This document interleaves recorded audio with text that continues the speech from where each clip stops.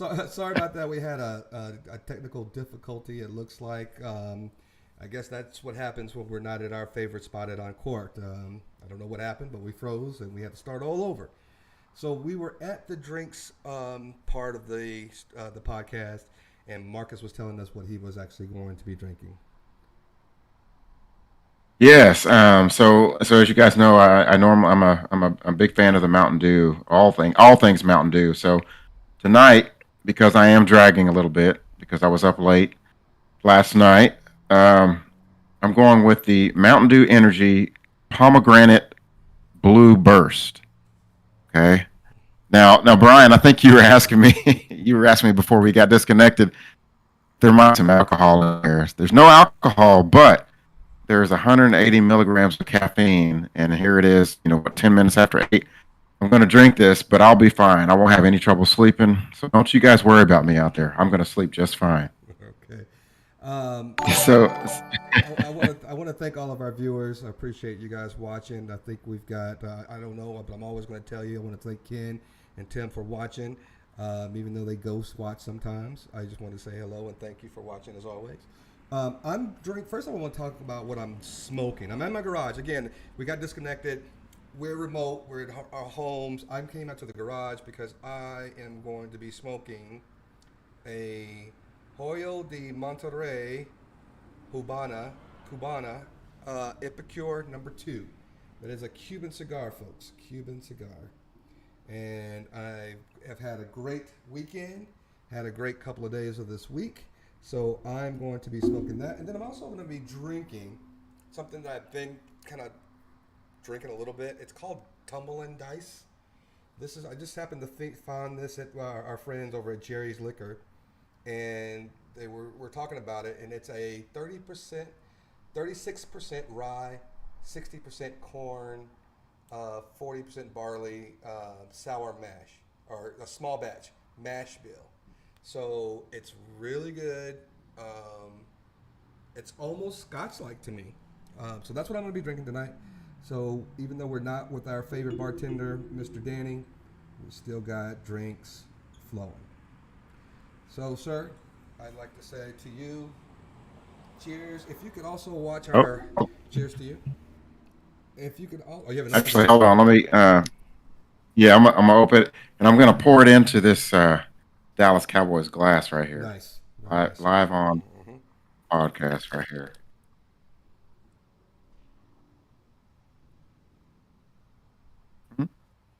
It's like a stout beer you're pouring there. You sure that's not alcoholic? And look, you're you know, pouring it like you know how to pour a beer too. So I'm just saying, you've got the tilt glass and you you make know, sure there's no fuzz on the top. Look at you. Cheers, that's sir. right. There we Cheers. go. Cheers. It's bullet. Cheers. Okay. Ah, very nice, very nice. You know, you asked me about my weekend. It was my son's Yeah. fourth birthday party. So Oh we yeah. had a great time. Um, I want to give a shout out to Sign Queens. They came out and put the signage out in the yard. And if you don't know, Ken is my buddy. His wife owns that company. And if you ever need any signage for your yards, please go for, I don't have her website. If my wife is listening, maybe she'll put it in the chat. That way you guys will have um, that information out there for you. So if you are looking for, the signs for graduation, birthdays, or whatever else you want the yard signs, please use them. They are very, very reasonable, and they do an excellent job. They had Paw Patrol characters along with his name and happy birthday. They covered the yard and made it look really great. What are you about to say? Well, happy belated birthday to your son. So I'm sure he made out like a bandit. Yeah, and it's Yard Card Queen, I believe is the name. My wife is trying to correct me, I believe. And it's not Yard Card Queen. It's just one Yard Card Queen. And they are in Frisco, North Plano, and McKinney. So, if you guys are in the need, feel free. Look them up. I don't know if my wife has a website for them. If she could put that in there as well. So we went to the park. We had a party up there. This is his first real birthday party. So instead of just my wife and I and maybe just a friend or two coming over and just kind of letting him smush a cake or a cupcake or something like that. This was his real, with his little school friends and some other friends he has, and our friends and their kids, and it was just it was a good time. It was a you know nice to get him acclimated to actually have a party, and with COVID kind of at bay, it was nice to just kind of be able to have people around as well. So that was great. Very nice. You mentioned something there, and I'm kind of curious, your position on it, but that this was maybe your son's first, I guess, real birthday party, if you will. Hmm. Um, um, I'm a big proponent of a lot of people like to go all out. That first birthday. They want to go all out, and I get that you want to some degree you probably want to go all out, but that child is never going to remember that. Hmm. And then as they get older, they get influenced by what they see on TV, by what their friends have and whatnot, and they get influenced by things that they want. I like to slow play things.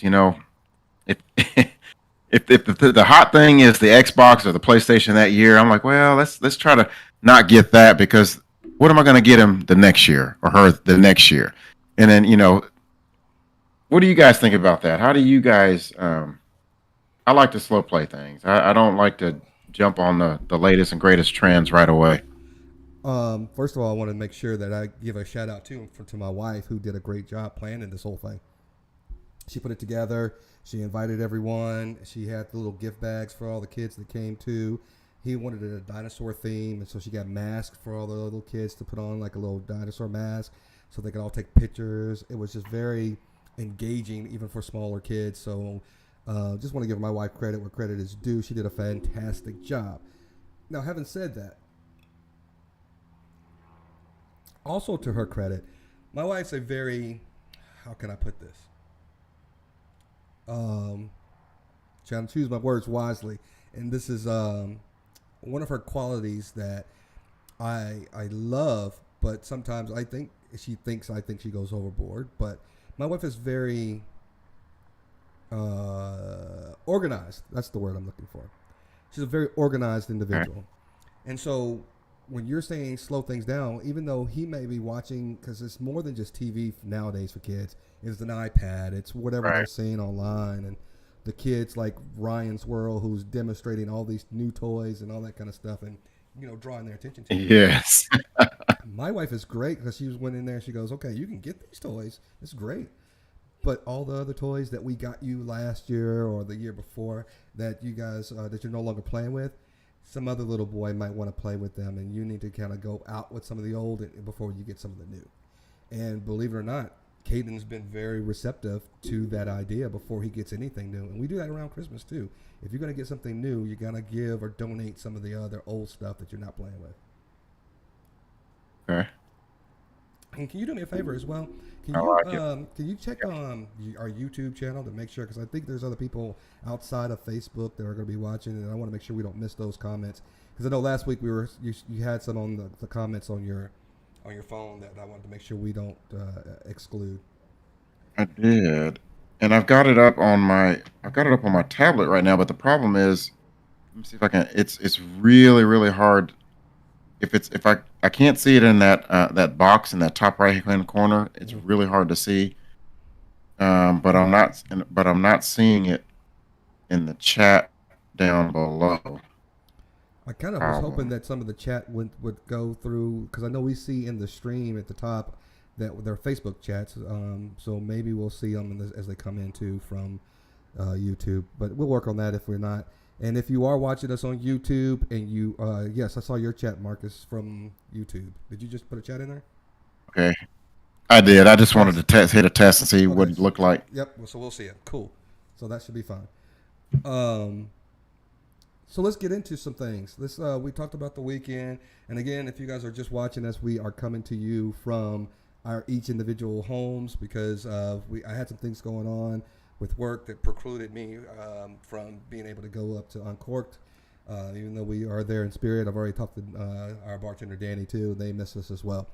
So let's get into it. What you got for us today, Mr. Marcus? I know there was a couple of things that you wanted to kind of start off with that you wanted to bring to the discussion. Yeah, I this first thing, we'll go ahead and start hot and heavy here.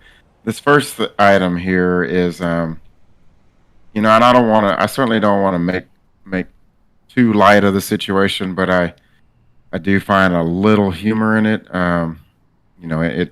These things are always sensitive, especially depending upon someone's reaction. But I'm sure, um, you know. So my feeling is that this topic that I'm going to bring up is going to be just a little bit touchy, pun intended. I'm gonna share the so screen for so you. if But before I share the screen, I'm gonna give you an opportunity to go ahead and tell everybody what it is, and then we'll go ahead and share that with everybody. okay, so yeah, so it's going to be a little bit touchy, and if you will allow me to masterfully debate the topic here, um, again, some play on words there.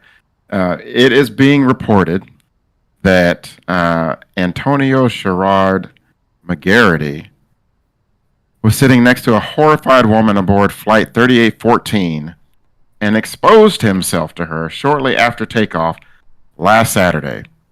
Now, this was a flight 3814. This was a flight from Seattle, Washington to Phoenix, Arizona. I'm not sure of the how long this flight is. I'm guessing minimum 2 hours. Maybe three. Uh, so this gentleman uh, decides to expose himself. Now, um, it's also being reported in his story that he thought that she was okay with him exposing herself. Well, What? not only did he expose himself, ladies and gentlemen, this gentleman, was actually masturbating, according to this lady's complaint, and she suspects that this gentleman, Mr. Garrity, may have ejaculated. I'm not going to tell you why she thought that, but it was something that he did that made her conclude that he did in fact ejaculate. So I, I've I've heard of the Mile High Club, but I'm going to say this gentleman here was trying to work his way into the High Five Club. Well, let me ask you. So I don't know. I just don't understand this because I read the article when you said you wanted to talk about it, so, and it's up here, folks. If you guys want to see it, it's on our screen. Um, there's some things on here that I just don't get. 4 times, right? 4 times. The first time, I'm thinking, why you're not saying anything? And I can understand. You're drunk, maybe, and you're like, ooh, this is kind of kinky, kind of whatever. And then you can say, okay. The second time, I'm thinking, wait a minute, what are you doing to entice this man? I mean, if he's looking at his Right. phone or he's looking at his iPad or his laptop during the course of the flight, then I'm thinking, then again, why, if you're not a participant, are you not telling someone? Now, if you look at here on the story, it says that she waited. She took the photos. She took photos of this guy. She's over here while he's doing doing the deed.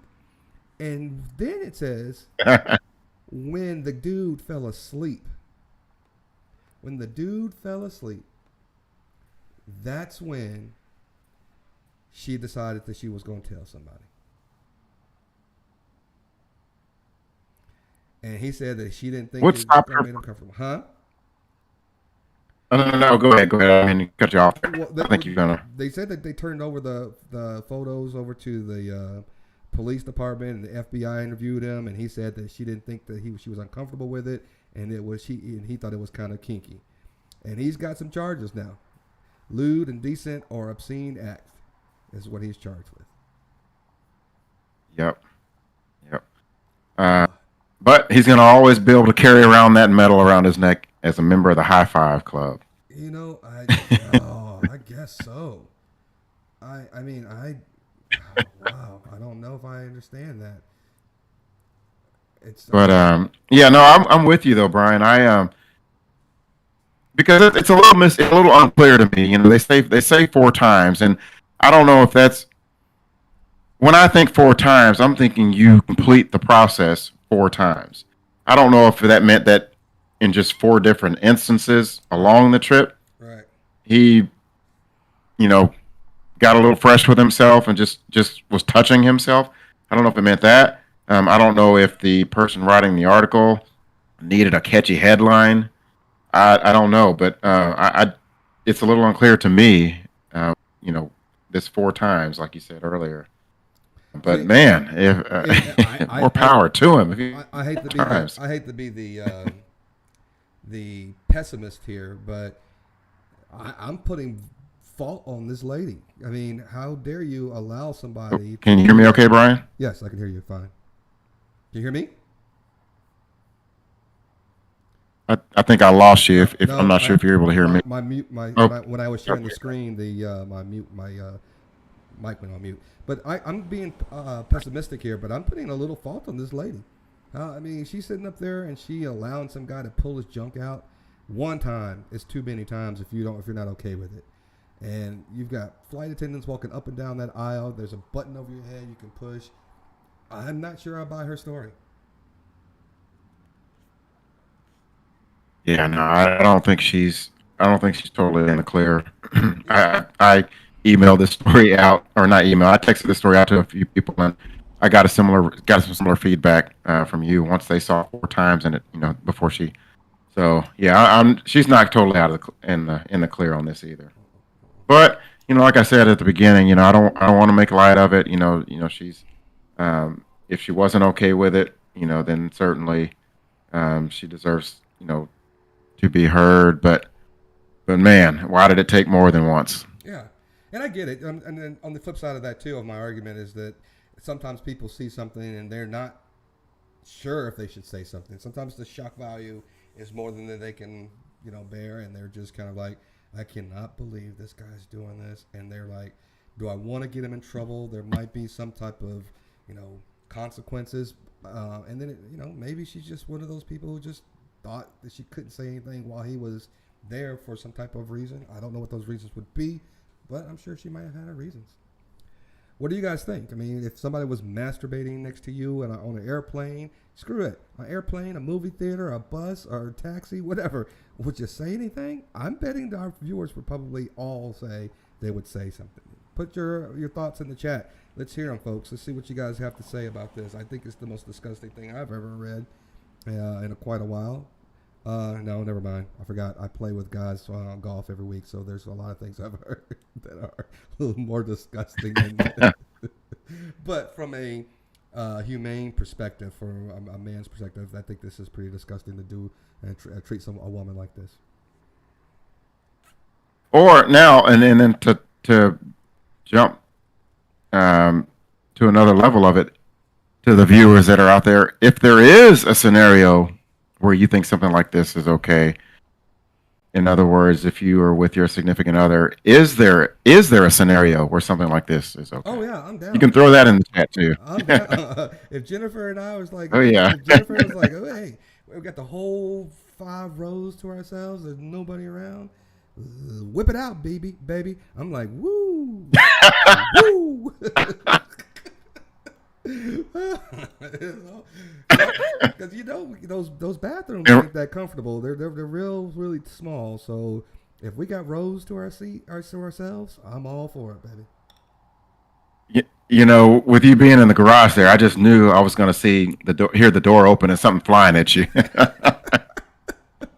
She waiting till she got a booby trap. So when I walk in, then the shoe gonna come flying down on me. That's what it is. She's like, gonna wait to come outside. She said, "Why am I wasting my energy walking all the way over to the garage? I'm gonna wait till his ass comes inside." Right. But yeah, that's a weird one. That's a weird one. I'd be interested to see what people say too, if they would actually, if they're with their significant other, would they do it? I got Lloyd George or George Lloyd.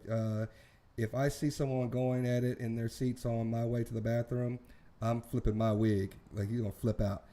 Yeah, and that's the thing. I think if you're gonna do it, I think you don't want people to know. You just kind of are like, if I'm thinking that you got a big blanket over the two of you guys, and that's how it's happening. It's not like you just got no covering, you're Right. just there. That makes no sense to me. And if you got children on the plane, that makes it a little bit more weird. So yeah, there's a whole different lot of scenarios and stuff in the play here. Um, yeah, and George is right. Lord is right. It's one of those situations where you just can't get caught. If you're gonna do it and you're gonna be discreet about it, and you've got some kind of a thing going on, and you think it's okay with you and your whoever significant other is you're with, more power to you if you do it. But don't get caught. Don't expose yourself. Yep. Because if you expose yourself and there's children on the plane, man, that's a whole different scenario. And I don't think anybody wants to be in that. Mm. Want that check? But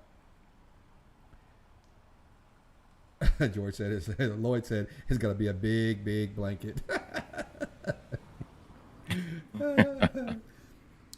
So what I'd like to, tell everybody again, and we appreciate your viewers out there. We are coming in remote. I'm in my garage, and Marcus is in the nuclear power plant, as you can see behind him. Stuff with 80s cartoons or something back there, and those big tube TVs. So he's hunkered down. Y- with all these rainstorms we had last night, I needed someplace safe to go. So Yeah, I didn't think it was supposed to last as long as it did. I mean, those storms stuck around for a while.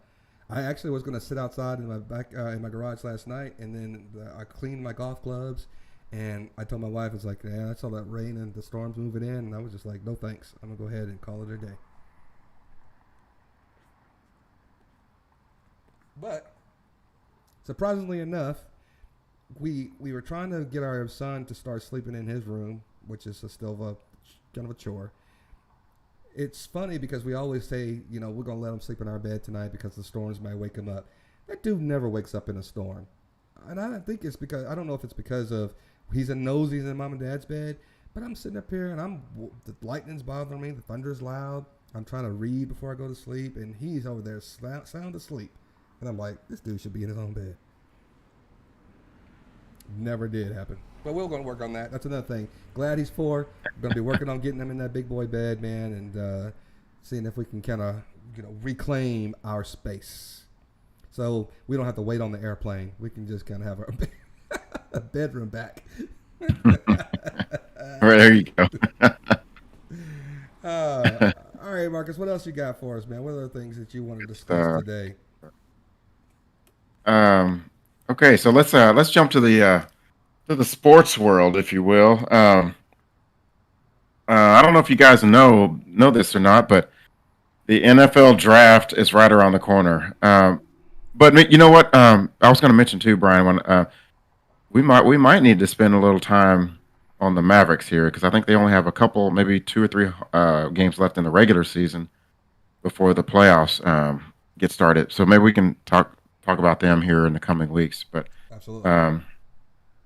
Stars as well. I think Stars are yeah, making the the playoffs as NFL well. stars. I think too, they're playing tonight against. Shoot, I forget who they're playing tonight. I heard it on the radio. If you guys know, put it in the chat. But anyway, Let us know. um, yeah, I think it's probably they may be in the first intermission right now or still in the first period. But anyway, yeah, the NFL draft it's coming in a hurry. We're about just a little over 3 weeks away from the NFL draft, and the Jacksonville Jaguars are on the clock. They have the number 1 overall pick. Detroit's got number 2. Houston Texans, New York Jets, and the New York Giants round out the top 5. The Washington Commanders have the 11th pick. Washington Commanders have the 11th pick, and your Dallas Cowboys have the 24th pick. What I wanted to reason I bring this up is I was reading an article, and the question was, how does a general manager know if they are ready for the NFL draft? And I've always wondered, and still wonder, and I'll probably wonder next year and the year after that, just how these guys do it. But they spend a tremendous amount of time. The general managers and really the entire personnel department of these teams spend a tremendous amount of time flying here, flying there, bringing this person in, interviewing this person, studying films, background checks, character evaluations, medical exams. They spend a tremendous amount of time and money and effort and energy trying to figure out if that guy is the one they should be drafting in that position. Mm-hmm. And it's certainly no exact science, um, no exact science at all. But at the end of the day, it is just pure luck. When you at the end of the season and you realize that all that work that you spend in the off seasons and the meetings and the interviews, it's only at the end of the season that you realize if you had a successful draft from that year or even the couple of years prior. Mm-hmm. Mm-hmm. And I don't know how they do it, but You man, know, it's happening and the draft is on its way. it's funny because I was actually talking to my wife as you and I talk and we try to prep for these things. I told her about when we first started this, and I think I've mentioned this to you as well. It was myself and one of my neighbors who happens to be, I think he still is, one of their replay officials that brings the tablet out to the referees when they do replays. He's one of those guys for every Cowboy game. And he also used to be on the scouting team for the Dallas Cowboys back in the 70s, I believe. And the stories he would tell about these on our earlier podcast was almost kind of like what you would say. There's just so many things into it. There's so many, you look for not only just the athleticism of an individual, but also the football IQ. What does the defense look like if they're in cover two? What's the defense look like if they're in this? What's your offensive lineup if you're calling this play? Those types of things, and being able to retain that knowledge. So there's a lot of people out there, I think, that still rely on their athletic ability, and they just aren't able to actually break that route off if they see a blitz coming off the corner, or they don't know how to do other things when the play is actually about to happen. I find it fascinating. I wish I could be a GM. I wish I could be in the scouting department, and I really miss, having these discussions.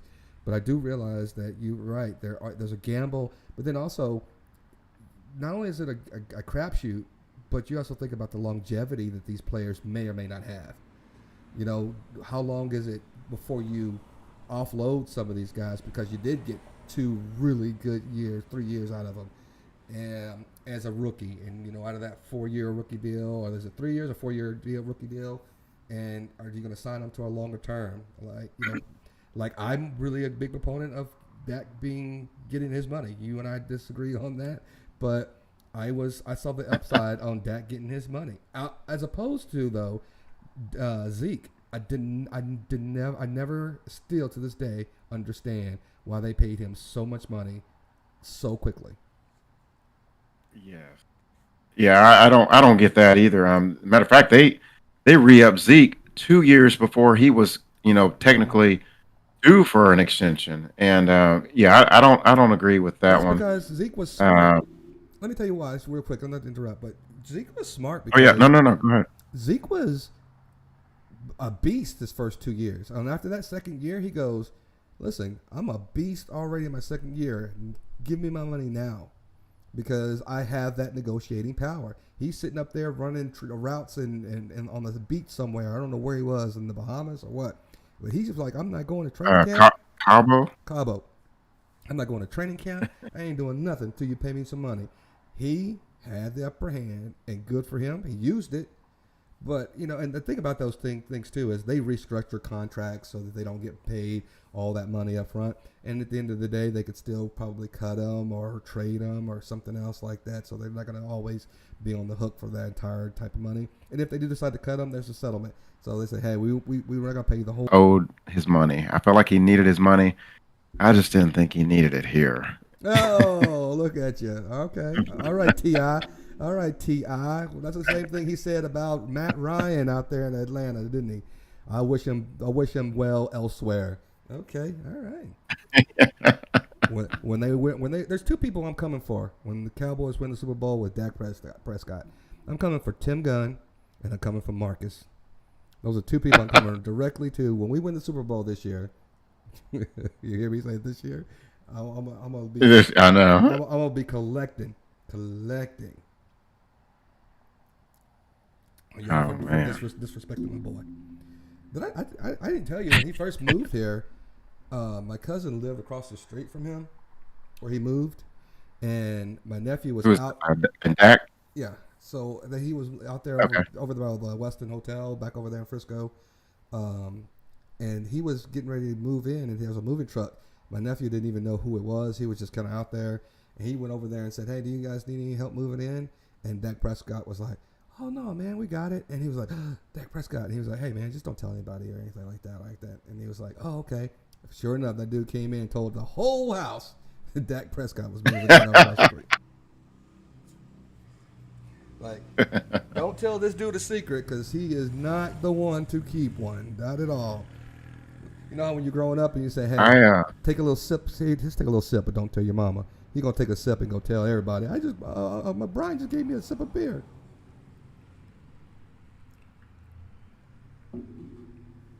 Yeah, I think this may have been early on in Dak's career, but I saw Dak out enjoying the nightlife. Really? So I'll just leave it at that. With his current girlfriend, fiance, or with another one? Ooh, I don't think he was even in a relationship then. Okay. Yeah, I don't think he was in a relationship. You know, it's funny because we're talking about football and GM stuff. Again, I want to get your take on Amari Cooper, his absence, and how do you think that's going to impact receiving core? Because what they're saying, and I hate to hear this on a team that says this, every receiver is at our disposal. That means you don't have primary receivers. If you say you've got a squad of capable receivers, that means you don't have a one or two receiver. Even though CeeDee Lamb is supposed to be our number one moving in without Amari Cooper, not Joey Gallo, Michael Gallup is supposed to be number two if he's healthy. Um, Cedric Wilson, I think went to Miami, didn't he? Signed with Yep, Miami. yep. He went to Miami. So, and I That's don't the know. one I wanted right there. Me too. I wanted him to stay with us because I loved his rapport he had, his chemistry he had with Dak Prescott as well. Um, but I don't know who our receivers are now. I know we're still waiting on, you know, draft and everything else. But Yeah. right now, CeeDee Lamb is the only person I know really that's really healthy. Yeah, CeeDee Lamb, Michael Gallup. There's another kid that they had that used to come in. Malik, is it Malik Turner? Not the defensive back. His name was Malik something. I forget his name, but he wore number 17. I don't know. But so they've got some young ones that are okay. Noah Brown is still on the team. I think they re-signed him. Dalton Schultz, I think they franchise tagged him. So yeah, I mean it's CD's Lamb's spot to lose if Right. here's his chance. This is going to determine whether or not you Which know he gets his big money. which is kind of glad I've got the weights out here in the background, as you can see, because I need to invite CD Lamb to get in there because he needs to definitely get in the weight room and bulk up a little bit coming up in his sophomore season. He's a smaller guy and he's a talented receiver, but two reasons why I want to see a bigger receiver is because you gotta have a double threat. If you're gonna be speedster and get down the field, every now and then you still gotta be able to catch that ball in the middle. And I don't want somebody to just let smack him. And then next thing you know, our primary receiver without the Amari Cooper is going to be out for 4 or 5 games. We don't need CD Lamb out any games. No, we don't. No, we do not need him out any games whatsoever. um, something else that Is that I'm looking at YouTube real quick, and I'm trying to figure out. I see me. So if there might be some other people that might be joining our stream. This is my streaming channel.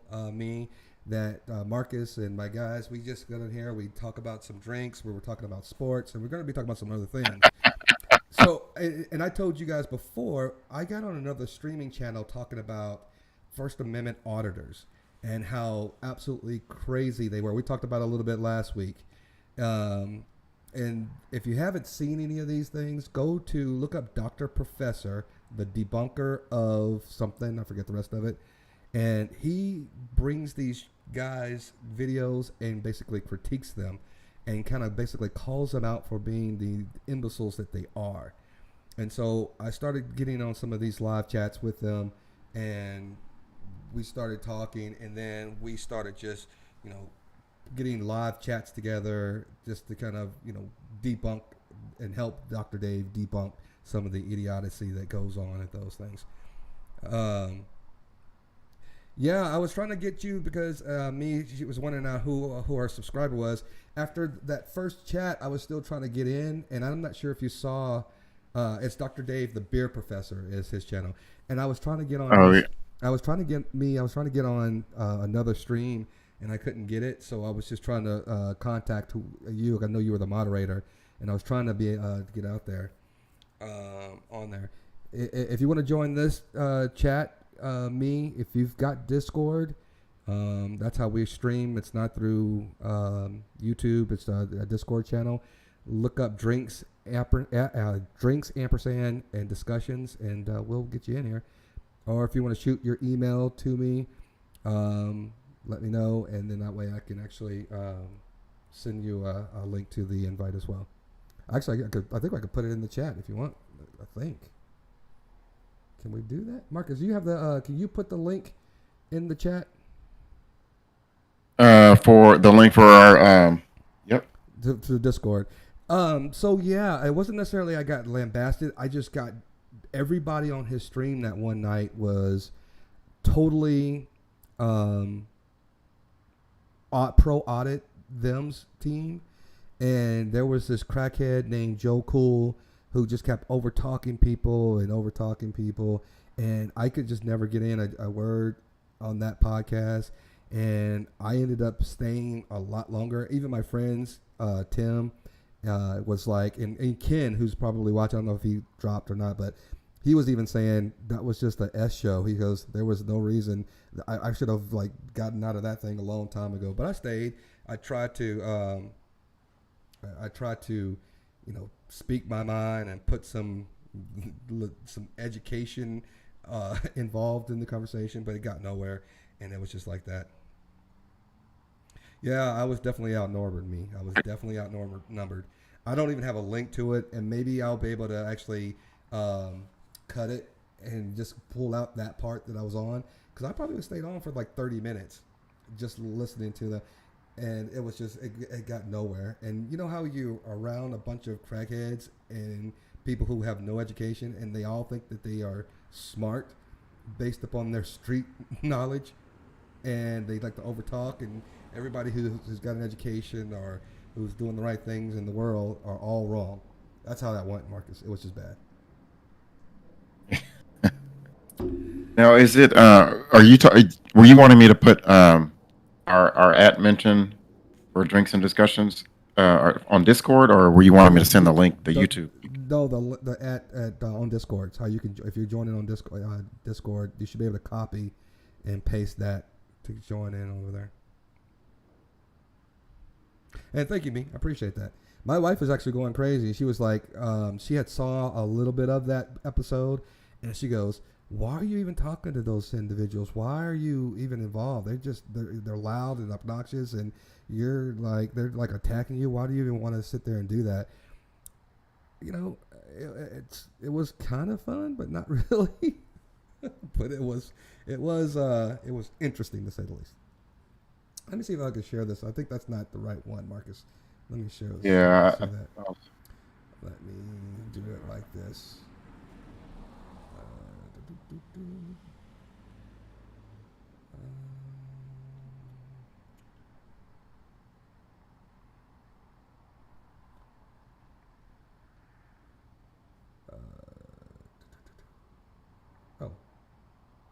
channel? No. I don't know. I'm not sure me how you do it, but look for Drinks and Discussions, Drinks ampersand Discussions, and that might be able to find you. I'm not sure while we're Yeah. doing this And there how to actually add you. and there's this and there is a space between I got it. the ampersand I got it. and those words. I got it. I got it here. Copy. Get that out of here, and then let me go over here to this, and go here.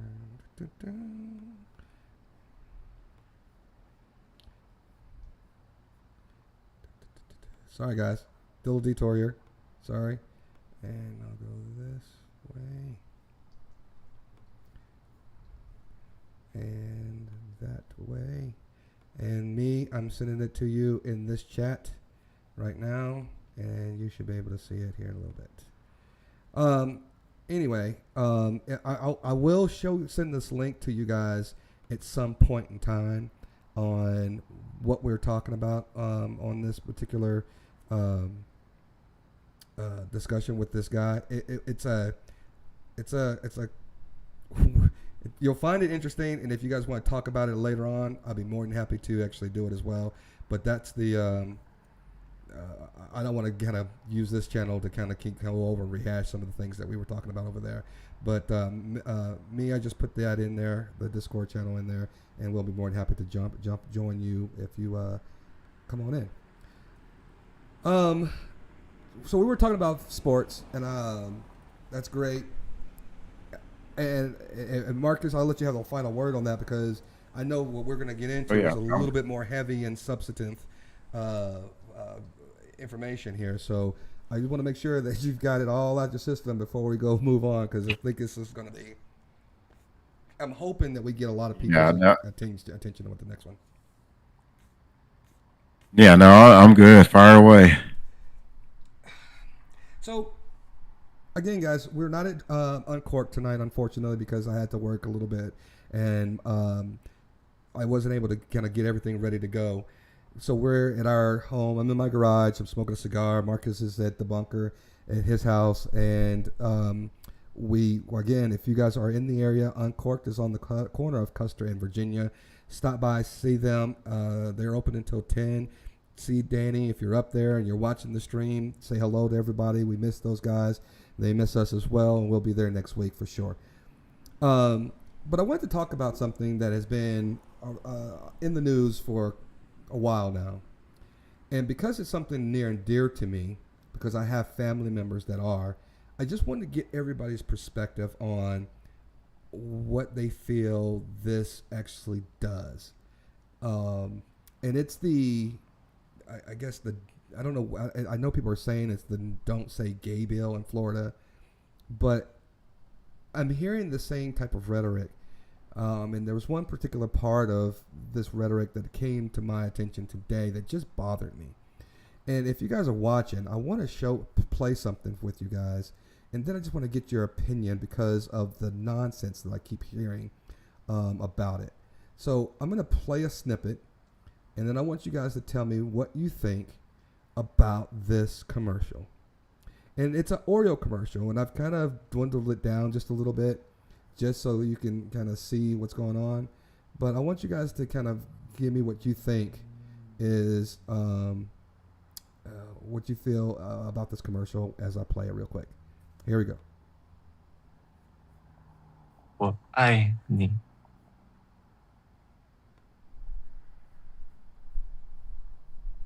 I think you're ready. 妈妈，你累了吗？还好，还好。 Now this is like Oreo commercial, Oreo cookie commercial. And I'm going to skip forward to this last little piece right here that made it kind of worthwhile, and I'll help you guys understand it as we go along as well. If you can read it, I'm going to try to pause it right where it stops. Or maybe they already said it. Did they already show it? Yeah, I think you go. It's right before they opened the door. Yeah, there you go. Now, I'm going to leave it right there for you guys so you actually can see what was being said. that she might be my mother, but you are my son. And if you read above that, he's letting his family know that he's gay. Okay? Now, I'm sharing this, again, because I don't have anything to hide from my viewers when it comes to my story and things that I go through in life, because it's my life. I think sometimes I've got some interesting things that happen to me. But the reason I wanted to share that with you guys is because let me invite me here real quick and see if I can do it this way as well. I didn't know she was looking for the number. I could have given that. It was 5780. Oh yeah. Can you actually see if you can add her to that with her username for me as well? But anyway, I'm gonna keep telling the story. So the reason why it was actually weird, funny to me because of the story is because I've got a family member who is gay, and when they told me that they were gay, they were nervous about it because they thought I was going to be one of those individuals that was going to have something to say negative about it. And why I'm showing you this commercial is because the pundits discussing this commercial were saying that they were trying, and I'm bringing this back full circle, they were trying to reach kids with this commercial. That the Oreo cookies are only being advertised to kids because they're kids cookies, only kids eat cookies. So this gay commercial was pushing the gay agenda into kids' faces. And I just wanted you guys to know, what do you think, first of all, of the Oreo cookie commercial depicting how hard it is to come out and tell your parents? And if you have something to say about it, let me know. We're on on YouTube. We're on Facebook. We're on Twitch. Let me know what you think about that commercial. And if you haven't seen it, just type in YouTube Oreo cookie commercial, gay cookie commercial, and you'll see it. Can you just not add her as a person? Can you invite her on our Discord? Invite somebody. Anyway, I'll see if I can do it as well.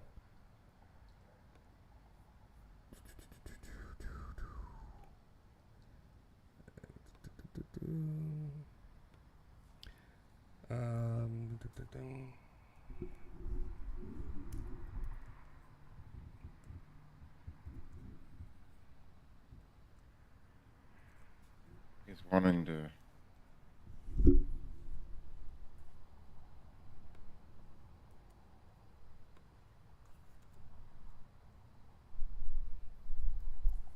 Yeah, it's funny. I can't seem to find you at that number with that name. Just try to use that.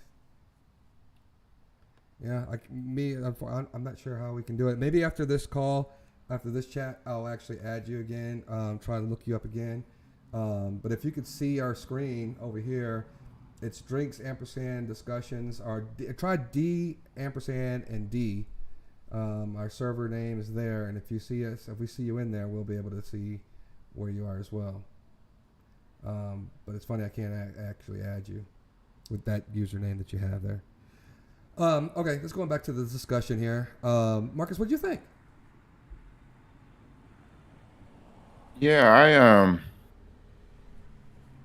I wasn't sure. I couldn't. I guess I was wrapped up in the fact that this was an Oreo cookies commercial, so I couldn't. Yeah, I wasn't sure just exactly where they were going with that, but I guess it is hard. It's this generation, now. I mean, there's, yeah, I don't know. I'm not sure. Well, I certainly don't. It's got to be a horrible feeling though to be a child in that position though. No doubt. And but go ahead. Well, the thing I was kind of saying that I think people were missing. I know sometimes when I've gotten depressed, I've gone through alcohol. I've gone through, sometimes I've when my wife was pregnant, I went through a part where I was craving sweets all the time. It was weird. I had sympathy, whatever it's called, whatever when I was going through symptoms when she was pregnant, when I was craving sweets like there's nobody's business. And I don't even eat sweets. And I know that people use sweets as a coping mechanism as well. So I don't understand why people are missing that as the reason why Oreo cookies is making this commercial. When you go through trials and tribulations, when you're stressed out, it's ice cream, it's cookies, it's binge eating, it's those things. They were saying if you're having a hard time in life and you want to just decompress, eat an Oreo cookie. It might make things better because when you eat an Oreo cookie, things just seem to kind of lighten up a little bit. That's what I got out of it. Okay. Not I'm sending these things. Sympathy pregnancy. Thank you, me. That's what it was. A sympathy pregnancy that I went through. But it was not because it was trying to propagate homosexual tendencies of the LGBTQ ideology to kids. That's stupid to me. And again, they were saying something about this bill. I'm trying to keep my cigar light lit because I had to relight it. Sorry.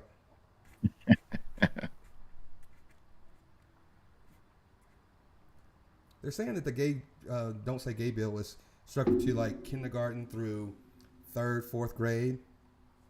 And I don't know about you, but if you remember this, Marcus, I know I do. The only time I even thought about having a sexual education class was in 6th grade. They sent us home with a little notice to our parents and said they were going to show some film about the anatomy or something, and we had to get our parents' signature before we could even attend that screening of that film. It wasn't in 1st, 2nd, 3rd, kindergarten, or anything like that before at that time. So I just don't understand what this don't say gay bill is intended to do. And that's the part of me that kind of gets conflicted, even in the environment that we're in, where we are making up stuff, imaginary laws, imaginary things for things that just haven't happened yet. Like, I'm not trying to get into the voters' rights stuff, and they're saying that they're trying to make sure that there's no fraud in our elections when there hasn't been any significant fraud in our elections that's been proven. So why are we making laws to do something, prevent something that's never happened? I don't see any laws that says we can prevent UFOs from landing in a commercial or residential area because there's no UFOs landing in a commercial or residential area. Why would we make a law for that shit? But that doesn't mean that someone hasn't tried to pass that. We just haven't heard about it. True story. I'm not a big proponent of making laws for just no apparent reason. That just makes no sense. That's a waste of our congressional and legislators' time, if you will. I think this doesn't make a whole lot of sense.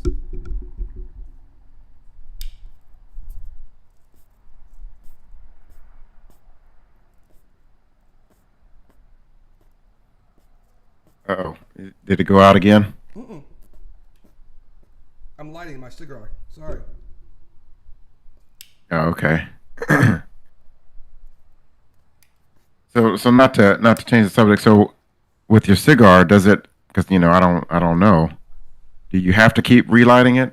No, I'm just a jackass. I get made fun of all the time on the golf course because I always don't keep puffing on it, and sometimes I'll forget it's up there, and then it kind of just goes out. It's supposed to be self-sustaining, and then you're supposed to let the ash kind of billow out. And if you tap it too fast, that kind of keeps it lit. And if I tap it out, then it's kind of smothers itself. So I have to light my cigar like 4 or 5 times on the golf course, and it's just one. Especially if there's a lot of talking. But back to the subject though, your daughter is 11. She's 11. She'll be 12 on Friday. Oh yeah. Well, happy birthday to her. Are you going to have her this weekend? No, she'll be with her mom this weekend, and they're doing the whole sleepover thing, and so I'm glad it's her, not me. Oh, okay. So, has your daughter talked about anything like that? What grade is 11-year-olds now? Is that 4th grade? 6th grade. 6th grade. Yep. So I go ahead. Oh, go ahead. No, I didn't say anything. I wouldn't say something. My so both my son and my daughter, same way we did growing up. You go through that whole get the notice sent home from school saying, we're going to be talking about this. We're going to be talking about um, the birds and the bees in science class tomorrow. Do you get permission or not?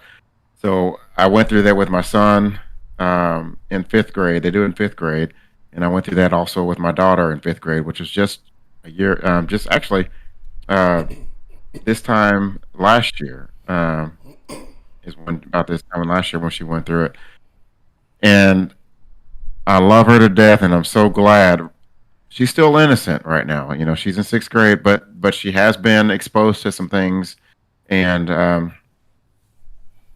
I'm grateful because I think that at least right now I feel that she can talk to me because she'll tell me about things. She's like, "Daddy, we had to talk about sex today in PE class, and we talked about this, and or Daddy, this boy and this girl were doing this at school, and so she's still talking to me about these things, and I soak it up, and I try to respond in such a way that it makes her feel comfortable to where she can, she doesn't feel threatened or she doesn't feel uh, in any type of way that she couldn't talk to me about it. So it's a different world out there. These kids are, there's TV shows that my daughter and I like to watch, and one of them, uh, my daughter and I, we like to watch Supergirl, and we like to watch The Flash together. And in Supergirl, there's a lesbian couple in Supergirl. Um, we also like to watch 911 Lone Star, and in 911 Lone Star, there's a gay couple in there, and so it's interesting to see. She's not very. She's noticing these things, and she's asking if it's okay. We had a conversation just a few weeks ago, probably a couple of months ago, rather, about LGBTQ, and and how uh, that community, kind of uses the rainbow, if you will, to kind of promote some of their awareness and whatnot. And so we had some conversations about that, and so it's yeah, these kids are, they're seeing it and they're hearing it. But you know what's funny? Me is actually saying that your daughter's going to be 12. That's one more year. She'll be a teenager. You're going to be have a teenager in your hands, man, and that's going to bring a whole lot Yeah, of problems for you. But it's also good that you have that relationship with your daughter because, in my opinion, I believe that having those relationships with your own children, no matter what they are exposed to, if they are inquisitive, they'll come to their parents and ask them. It's not like they're going to be, oh, somebody said this and that means that, and I don't. And that's all there is to it. They're going to either ask you or ask somebody else, and then hopefully there will be somebody will say, hey, go ask your parents to talk about it if that's what you want to do. My parents, on the other hand, it was a don't say it. If somebody had long hair, don't talk to them. And if you ask questions, don't worry about it. We're not talking about that right now. It's just I'm just glad I'm not the same parent that my parents were, even though I still have a lot of respect for them for the job that they've done. Um, I'm sorry if I'm really quiet. My mic is. They're saying my I, mic is not really bad. I got this filter on it. Let me take this filter I off. was Take this stupid filter off. I was noticing that too. That she said my mic is really loud. I'm trying to turn it down. Well, I'll turn yours down too, so hopefully that's better. Is this better? My mic a little bit better now? I hope if you could put that in the chat. Um, Yeah, so thank you for the feedback, me. absolutely.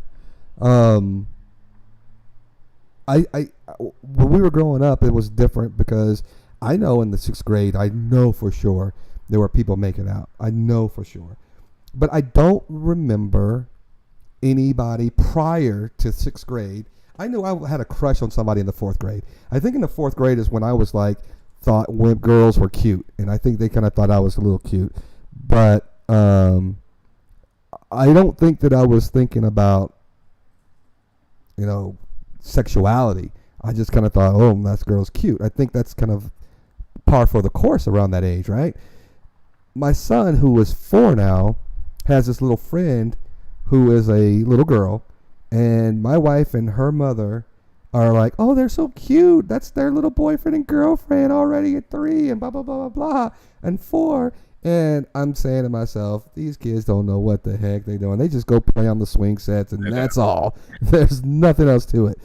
So I don't think that even if they are exposed, that they have the mental capacity to actually understand and ask questions that early on, to where it's going to entice them to delve down the rabbit hole, so to speak, one path or the other. If you're already feeling something in your body at that age, you're already feeling it. No amount of information is going to persuade you or sway you into thinking something at that age. They're impressionable, but I'm like you also. My son plays video games. I told you we have that Oculus Quest. My son gets on that thing and plays it, and I'm sitting there telling him sometimes I need to play that game, play it through, just to kind of see all the different things, because sometimes he'll play it and it'll scare him a little bit, and so I have to go in and say, okay, this is what you need to do, don't be scared, and all that kind of stuff. And to be honest with you, he knows how to figure out that stupid thing a lot better than I wanted to give him credit for. I mean, I walked out one day and came back, and my wife's like, oh yeah, he already passed that part. And I'm like, what? I didn't even know how to get past that part. So it's weird that people want to keep pushing that narrative that kids are, one, lacking parental supervision in their households, and number 2, that an Oreo cookie commercial is indoctrinating our youth. Yes, it's at Drinks and Discussions. Oh, what's our number behind Drinks and Discussions? Let me check that out. 5780. 5780. Yeah, 5. Yep.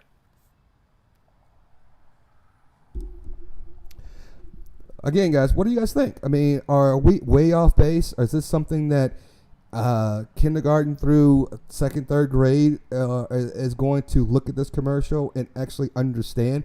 Well, number one, in order for you to really get this commercial, you've got to be able to read. And I don't know if they're fast enough to read this quickly on a commercial either to understand that they're talking about a son who's trying to come out as being gay to his family members. It's just... I believe it is case sensitive. It's at capital D for drinks and then space ampersand space capital D discussions. #5780. Also, let me ask you guys this question. I also don't like the narrative that I saw as we were watching the Supreme Court Justice nominee being subjected to some of the questions about her cases regarding pedophilia. And again, that's a narrative that people keep wanting to try to push from one side of the aisle to the other, that everybody who thinks like a Democrat is part of that pedophile ring, or they eat their babies and all these other kind of stupid things that people like to try to say. And when people paint people with a broad brush like that, it makes me really feel as if they are not as intelligent as I give them credit for. I know there's a lot of my friends who are Democrats. I am more of, again, a centrist. I'm right in the middle of a lot of things. Even sometimes I may lean more Democratic. I am still a common sense individual.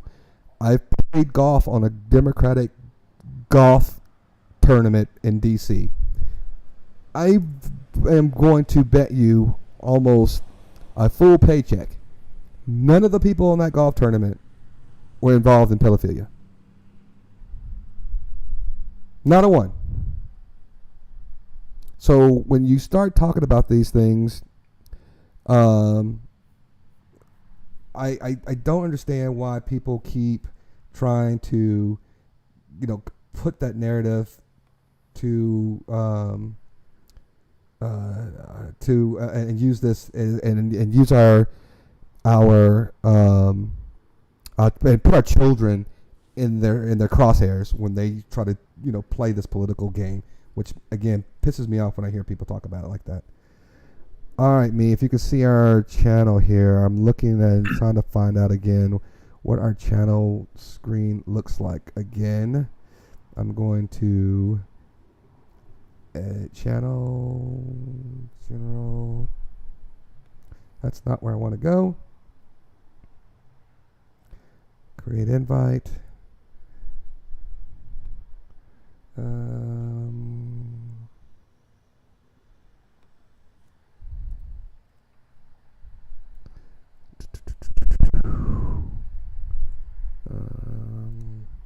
Go ahead, Marcus. Go ahead. Tell us what you think. What's your thoughts, sir? Oh.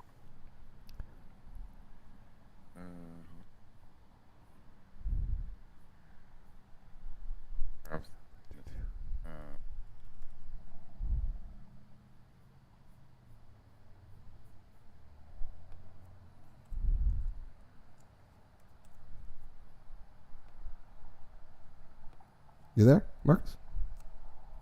Yeah, I'm here. Sorry. I've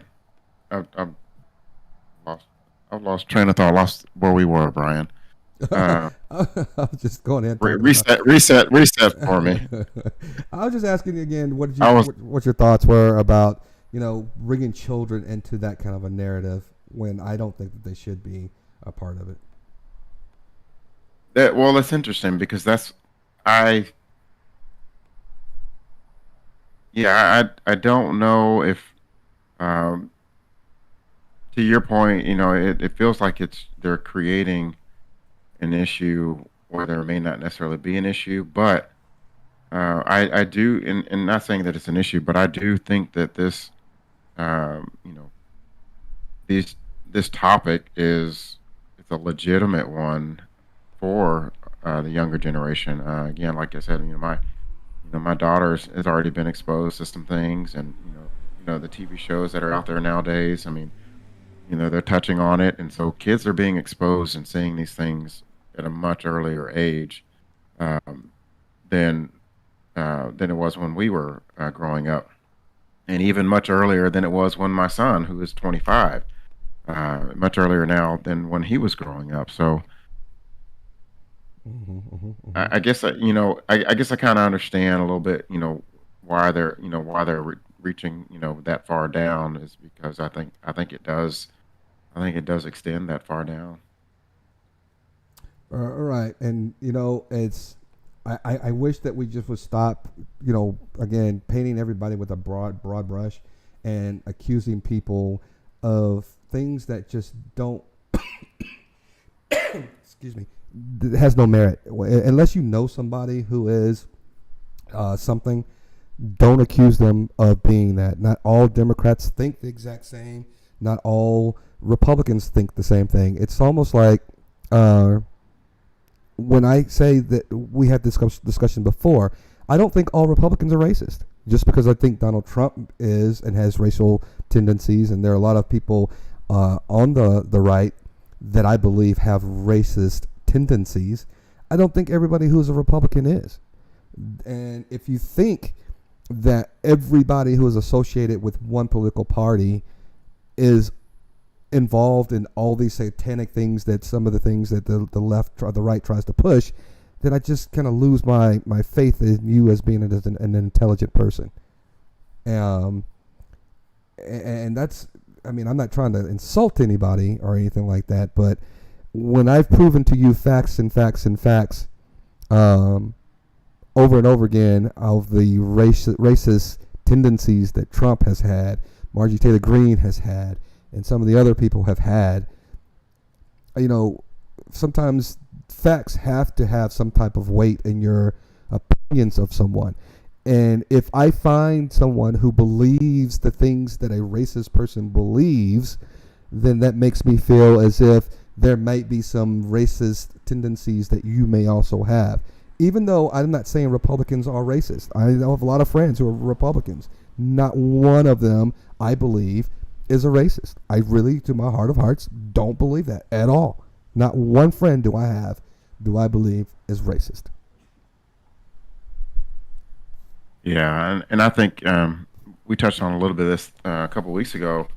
There's people, real quick, their affiliation. And as Mia saying that all liberals are snowflakes. Exactly.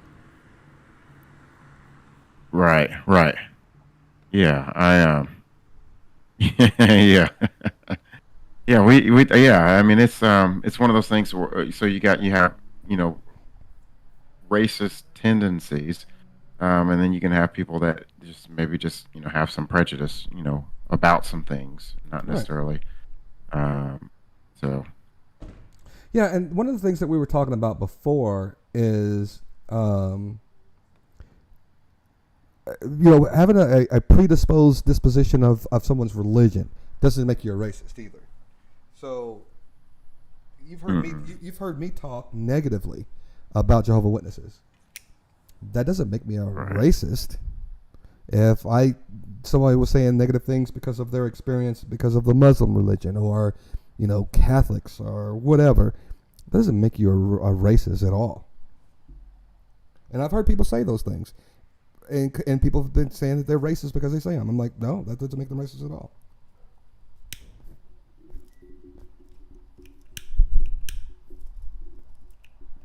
no, it doesn't make them. Yeah, I mean because you know you're. I've just never understood why we can't have we can have a difference of opinion. We can disagree, but that doesn't always mean that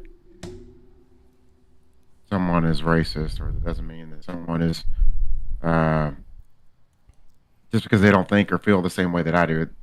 It doesn't mean that They're doesn't racist. mean that they're bad people, Right. or racist. Yes. Mm-mm-mm-mm. Um, And the funny thing about the whole thing too is, I thought I had to save this somewhere in here too before. I invited someone else before, and I'm still trying to find out how we can invite other people into this chat, because we need to figure this out too. Because the more we go along, people, and especially if we're ever remote, we need to find out how we can actually invite other people to the channel. I wish Trey, if you're listening, if you know, I was just gonna say, where's Trey? send Trey a link or text message for me, Marcus, and see if Trey All can right. actually tell us what our number is to our Discord channel, and because he's got more experience with Discord than we do. I'm gonna text him right now. We're going to figure this out before it's all done. Yeah, and it doesn't make me believe that anybody is one way. I don't think all white people are the same, black people are the same, Jehovah's Witnesses or Catholics. I don't believe anybody is the same unless I meet you. I judge you based upon my interactions with you. That's kind of how I was raised to a certain degree. Even though I was only allowed to hang out with Jehovah's Witnesses growing up, but even when I made friends, it wasn't like, this person looks that way, so don't go and talk to them. Go and talk to them, and then find out that you might have something in common with them. That's one of the things I found as a plus growing up as Jehovah's Witnesses. Not only did it give me the experience in public speaking, but it also gave me the ability to be able to just discuss and meet things, and talk to people in a different from different backgrounds and diversities. There it is, 5780. I just put it in the chat. I got it. There it is.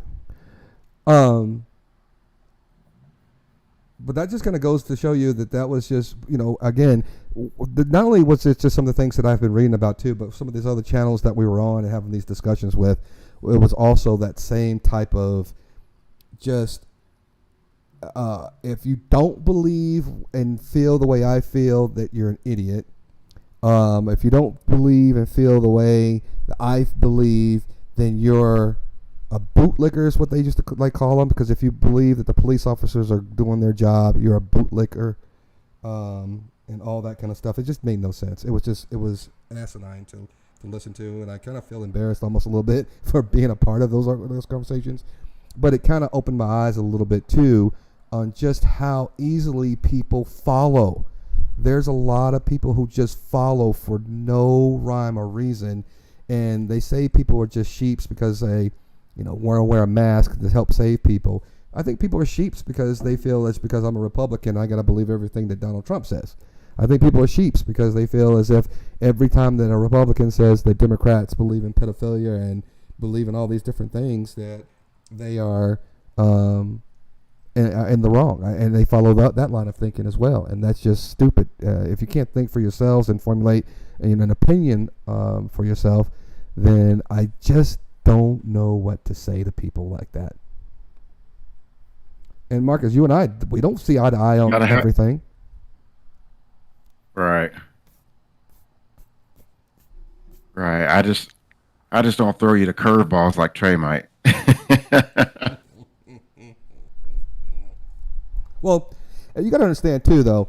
When Trey and I discuss, one, you guys know that Trey and I are family, and so we always have had that rapport. Number two, Trey is probably 20 years younger than us. No, 15, about 15, yeah. 15 years younger than us. So his perspective comes from a different type of body of work and different timelines. Absolutely. And so, and then that's what I always tell people. Based upon my experience, I can tell you things that you might not agree with, but I'm telling you that because it's my experience on things. I'm not just sitting here looking at a news article and saying I got to believe it because this is the news article I read or the news channel I have to watch. I'm telling you these things because this is kind of what I experienced. And I'm be honest with you.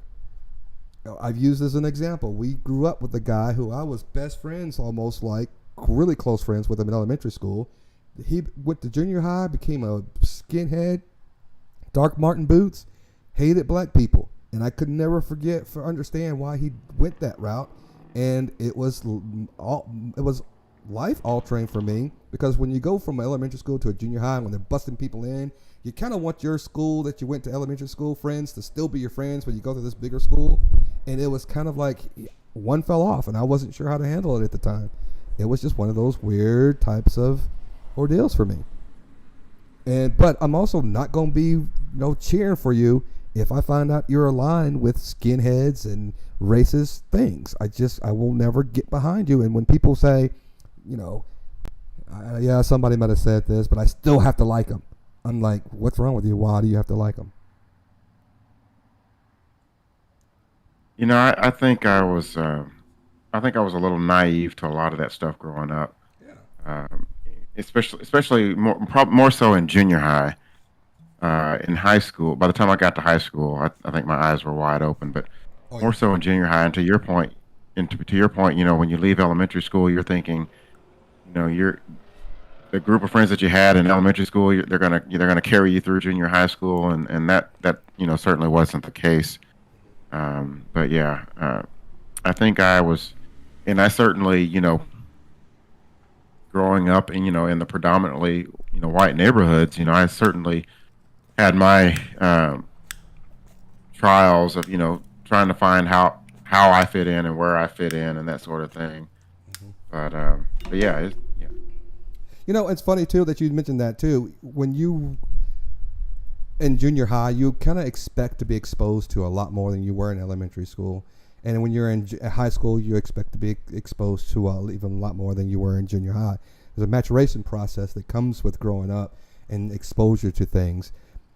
I agree with everybody in the face of this earth that I know are saying that you don't need to be talking about sex education to kids that are a certain age. But I just don't have any evidence that says that they are. So if you're passing bills, it's almost kind of like, I can't even use an example right now because I don't want to use a wrong example and be called out on it. But as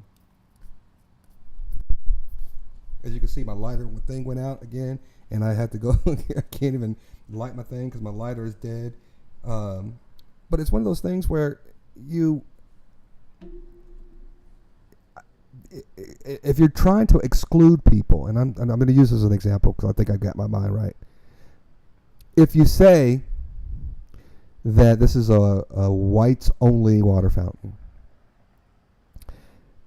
or actually say it's a public water fountain, and there are no black people in your community, or maybe there's one black person in your community, and then you say, and that part, well, that black person never comes into that one water fountain. He's all the way on the other side. But you put a whites only banner over it. That's designed to make sure that even if this person decides to come over here and drink out of this water fountain, you don't want them over there. You're purposely trying to single one person out. I think, and that might be the most horrible analogy to ever use. I'm trying to just come up with one, and I apologize if that one stunk. But I just don't see any logic of somebody telling you not to put something in your curriculum that has never been a part of your curriculum.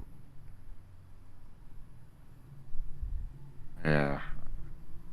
Because at the end of the day, I don't even know if the third grade teachers or the academic people in that school are going to even indicate what sexual orientation they belong to in the first place. I didn't know if any of my teachers were gay or anything like that. Even though I had I had some questions about some of the PE teachers that we had along the way, but that was just, suspicion. That wasn't anything that they came out and said.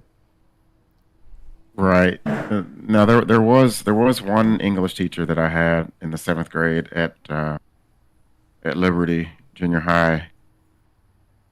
I remember her name, but I'm not going to say her name. But when I look back on it now, I used to hear murmurs and people saying that she may have been lesbian, that sort of thing. But like I said, I was so naive to all of that. I had no clue. I had no clue what was going on there. But when I look back on it now, I nod my head and it's like, you know what? I get it now. Did you say 7th grade science teacher? English teacher. English teacher. Yeah, I'm pretty sure. I think we probably. Yeah. Now I know you're talking about, because when you say coach, I was thinking the same thing. I know exactly what you're talking about. Yeah. But I've got family members, and again, go ahead. Oh no! I was good. I've not treated any family member that has come out and said that they were of any sexual orientation and treated them differently. Nor would I ever. It's almost like I found people who are able to come out with their family members, and I wish we had somebody, a member of that community, invited onto the podcast again to give us a little bit more insight, because I think that would help. But I can't imagine, and again, when somebody told me and my family members how they thought I was going to be, out of all the people in my family, thought I was going to be the one who had the hardest time with this decision. I kind of I was taken aback by that, because I thought I was the more relaxed and you can come and tell me anything type of person. So when I kind of felt weird, and I thought maybe I needed to change my attitude, maybe there was some comments I made that were derogatory or something, I don't know, but hopefully they don't feel that way now. If there's anybody in my family that feel like they need to come and talk to me and say that they are or whatever. But I just don't understand how people can actually feel as if when people are in that part of that community, that they're some kind of a second-class citizens or anything like that. And being a minority, I kind of know how that feels, and I don't wish that upon anybody.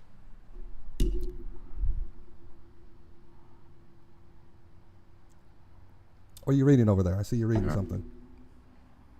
I thought I missed one of the comments, but no, I'm good. I didn't miss anything. So we've been talking again. We're remote. We're not at Uncorked. We miss those guys. If you're ever in the area, please go to Uncorked. They're on the corner of Custer and Virginia. We will be there next week, and maybe next time we will actually have another host to join us. Maybe she'll be able to join us and be on the podcast next week. If there's some cast that we do, like maybe an after party or something like that, and discuss other things, we'd be be sure to invite her as well. It's almost it's 9:35. We've been an hour and a half going strong. I kind of wanted to talk about something a little bit lighter, if you will. And sometimes we talk about music, and we were talking about the greatest hip hop artists and hip hop songs. The last one. I want to talk about something different tonight. And because I've seen a lot of good movies that are coming out, and I've seen a lot of good movies lately, give me the top 3 best movies you've seen in the last year, Marcus. And I'm talking about 2022, not 2021. Have you seen 3 Oh movies? gosh, I haven't seen. Oh man. Oh, I have not seen. I'm trying to think of the last movie that I've seen. I know it hasn't. I haven't been to a movie theater. Oh, the last movie that I saw in a movie theater was just back in January. Me and my daughter went down to uh, Georgetown, just north of Austin, for my goddaughter's birthday. My goddaughter, she is the daughter of my cousin. We went down, rented out a movie theater, and we saw the movie Sing 2. I don't know if you've seen the first one, and if your son likes those, but man, that was a good movie. I liked it. Yes. I liked it a lot. Mm-hmm. We when it came out. So look, I'm gonna tell you right now, and if you guys are a friend of the show, I may or may not invite you, but Marcus is a host, so I'm going to invite him. Download Plex. I think I've told you this before. Download Plex. It's an app. Download on your smart TV, your app, your iPad, your tablet, your phone, whatever you use to stream movies. All you gotta do is just make up a username. Tell me what your username is, and then I can invite you to my library, my movie library. And when I say my library is long, I probably got over 1,200 movies in my library. And they include all of the new ones. I got Spider-Man on there. So even if you don't have some of the streaming services when they first come out, you can be able to catch them on there. Like if you got some things, if you don't have Netflix, I got Netflix movies on there. I've got Amazon Prime movies on there. I've got movies on Disney Plus that are on there. You know, I'm a movie guy. I like, me and my wife and I actually watch more movies. Well, we used to watch a lot more before, but we watch a lot of movies. We like a lot of movies. And I'm with you. Sing 2, Sing 1, we like both of those, and my son loved them too. He doesn't sit down and watch a whole lot of things, but when we sit down, we get some M&Ms and some candy and popcorn. He sits down there, and we're all 3 on the couch. He'll, move around a little bit, but he's still watching it. Yeah, that's good stuff. But yeah, that's the only movie that I've seen in the theater in 2022 since. Gosh, yeah, it's that's the only one on the list right now that I have seen. So tell me just top 3 movies that you've seen in the last few years. Your top 3, or let's go top 3 movies in the last 2 years. I think in the theater or streaming? Anywhere. If you guys are out there watching, Mulan. Put your chats in there. If you've got 3 movies that you've seen that are great, maybe something we haven't seen, put it in the chat. Let's see what you've got. Mulan. I saw. I can't remember when that came out. Maybe I think that was the live action. 2020. Live action. The live action one. I thought that one was great. It didn't get great reviews. Well, I shouldn't say it didn't get great reviews. It was not a what not what it was. Uh-oh. Yeah, the camera fell over. Did your camera fall? Mm-hmm.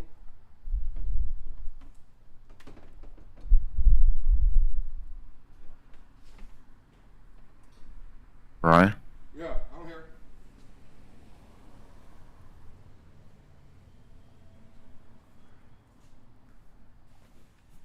Uh-oh. My camera fell. I'm good. Okay. Man, my heart kind of skipped a beat, man. I was thinking, I only see stuff like that in the movies. All of a sudden, they disappear, and then the camera's pointed to the sky, and you're wondering, Like, what happened? what's going on? Do I need to call 911 or? So I had a little lamp that was kind of giving me a little bit more ambient light, and it blew over and it hit the camera, and the camera kind of fell over too. So luckily it didn't hit the ground, and it's still good. So I'm back. So Mulan, you got Mulan, Sing 2. Yeah, Mulan. I thought that was really good. It wasn't as successful at the box office as as they had hoped, but I thought it was still good. I'm trying to think. The last Marvel movie that I saw, um, I'm a few behind. I have not seen. Is it the Ten Rings? Oh, you haven't seen the Ten Rings? I haven't. That's the next one on my list that I'm going to watch. Plex. Um, Download Plex right now, Marcus. Download Plex. Get it oh, on your. I have. You I have it got on Disney Plus. So Oh, yeah, okay. Yeah, you should be able I to just see that. haven't. I just Yeah. haven't watched it yet. Okay. Uh, and then and then I haven't watched the Eternals yet either. But yeah, it's just been the last couple of years. It's been hit or miss as far as movies. Well, let me tell you, I didn't like the Eternals. I'll let you see it first. I was underwhelmed, even though some of the parts of the movie was good. The Ten Rings was okay. Now, I'm a big Marvel guy. I like all the Marvel movies. I think they're just great entertainment. And I kind of just find that the storyline of the multi-universe things is now kicking off, where you're seeing multiple universes. All things are happening in different universes, and that's how they kind of tie these things together. The new Spider-Man, let me tell you, was good. I watched it 3 times already. And to be honest with you, I've said this before, I'm an emotional guy when it comes to movies. I don't necessarily boo-hoo cry, but if it's a happy moment, you'll see me tear up. If it's a sad moment, you'll see me tear up. My wife laughs at me sometimes because I'm tearing up, and she's looking at me. She goes, "Is that a tear coming down your eyes?" I'm like, "No, the ceiling fan is up too high." Something silly like that, just to kind of get to take away from it. But I will be honest with you. If you ever have you seen the what's the one? I don't want to say the Golden Rings, but it's the about the gentleman. Jeez, what's the one? The guy with the little kid and the gentleman. Oh, hold on, let me tell you. I will tell you. Is it a Marvel movie? No, it's the one with Eggsy. Remember Eggsy and the guy was like a little kid that didn't lost his way, and then these guys with the secret society of men came and he started help fighting crimes and all that kind of stuff. I'm looking up on Plex right now. Hang on. I'll tell you. Give me a second. Oh man, how come I can't remember that? Hey, I got something on. We got something going on here with our Discord. There's that's just you. Oh, you sent a chat out there. Okay. So I was going to mention going back to so me if she has given us her name. I don't know if you saw that in the chat. Yep, I did. But she says we may call her Megan. No, I didn't see that. And she mentions that she has close to 1,000 DVDs. Oh my gosh, DVDs! What's that? What's a DVD? How come I'm not seeing it? Yeah. No, I see. I just now started seeing all the streams coming in. I lost my my chats here for a minute. Yeah, I'm just catching up on these things too. I don't have Cody, but I have heard of Cody. Yeah. Kind of catching up on this stuff too. I'm trying to think of this movie though, real quick. Hang on a second. Let me get this dang thing going. Oh my gosh, what is it? It is. Got it. Movies and shows. It is not that channel. Let me go over here. Go here. And then I'm going to go to Plex. And I'm going to tell you. And I started watching too. Murder on the new Murder on, not the Murder on the Orient. Murder on the, why is this thing going on? Death on the Nile. Murder on the Nile. Yes, that's what it was. And I can't get to my Plex right now because we're streaming. But I can't remember the name of this dang movie. And I'm sorry I can't remember the name of the movie if you guys are watching this show. And it's the... Oh, gosh, why am I having a brain fart? But it's a good movie. I'll put it on the after party podcast. I'll start talking about it and tell you guys more about what the Name of that particular show is. But I've watched that one, and it's a really, really good. And Spider-Man is really, really good. And I thought, if you haven't seen Knives Out is also a really good movie. What's it called? Knives Out. Oh, Knives Out. I've heard of. Is that I have heard of that one, but I haven't seen it. That's okay. That's not affiliated with. I'm thinking of the Kingsman movie. That's Series. the Kingsman is the movie. That's the one I was trying to tell you about. That's the one I couldn't remember. Oh, the is that the one? Yes, Okay. the new Kingsman, when they go way back in time and tell you about how it actually all started. I'm telling you right there.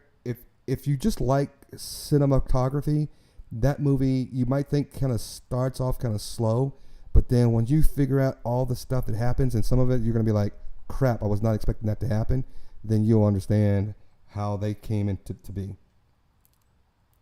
But the Kingsman is the movie I was telling you about. And I've never heard of I've heard of Cody, but I don't know about the Oath add-on that you're talking about.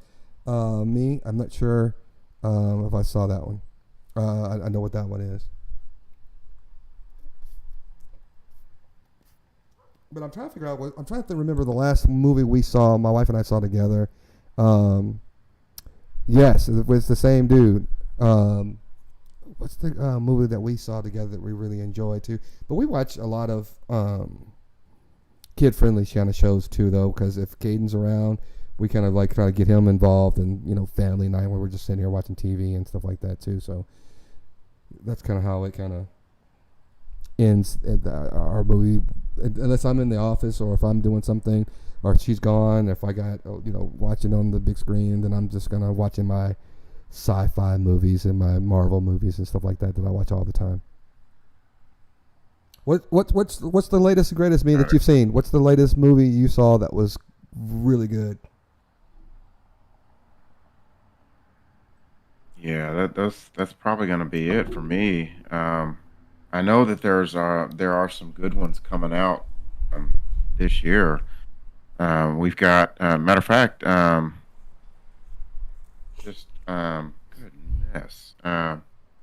Well, for the kids, we've got Sonic 2 coming out this weekend. Sonic 2 is coming out this weekend. There's a new action thriller called Ambulance coming out this weekend. I want to see that. Oh, speaking of Ambulance, Gyllenhaal, what's his name? Jake Gyllenhaal. Gyllenhaal. There's a movie called Guilty, and I heard bad things about this movie, and I started watching it. It was one night I couldn't sleep, and so I'm just kicking my feet up and I'm watching this movie, and it's the weirdest movie I love that I didn't think I was going to love, because it's almost like one camera shoots the whole movie, and they're in one room during the whole movie, and you don't see anything else, but you hear so much going on, and when you hear the end, it's like, what the heck did I just watch?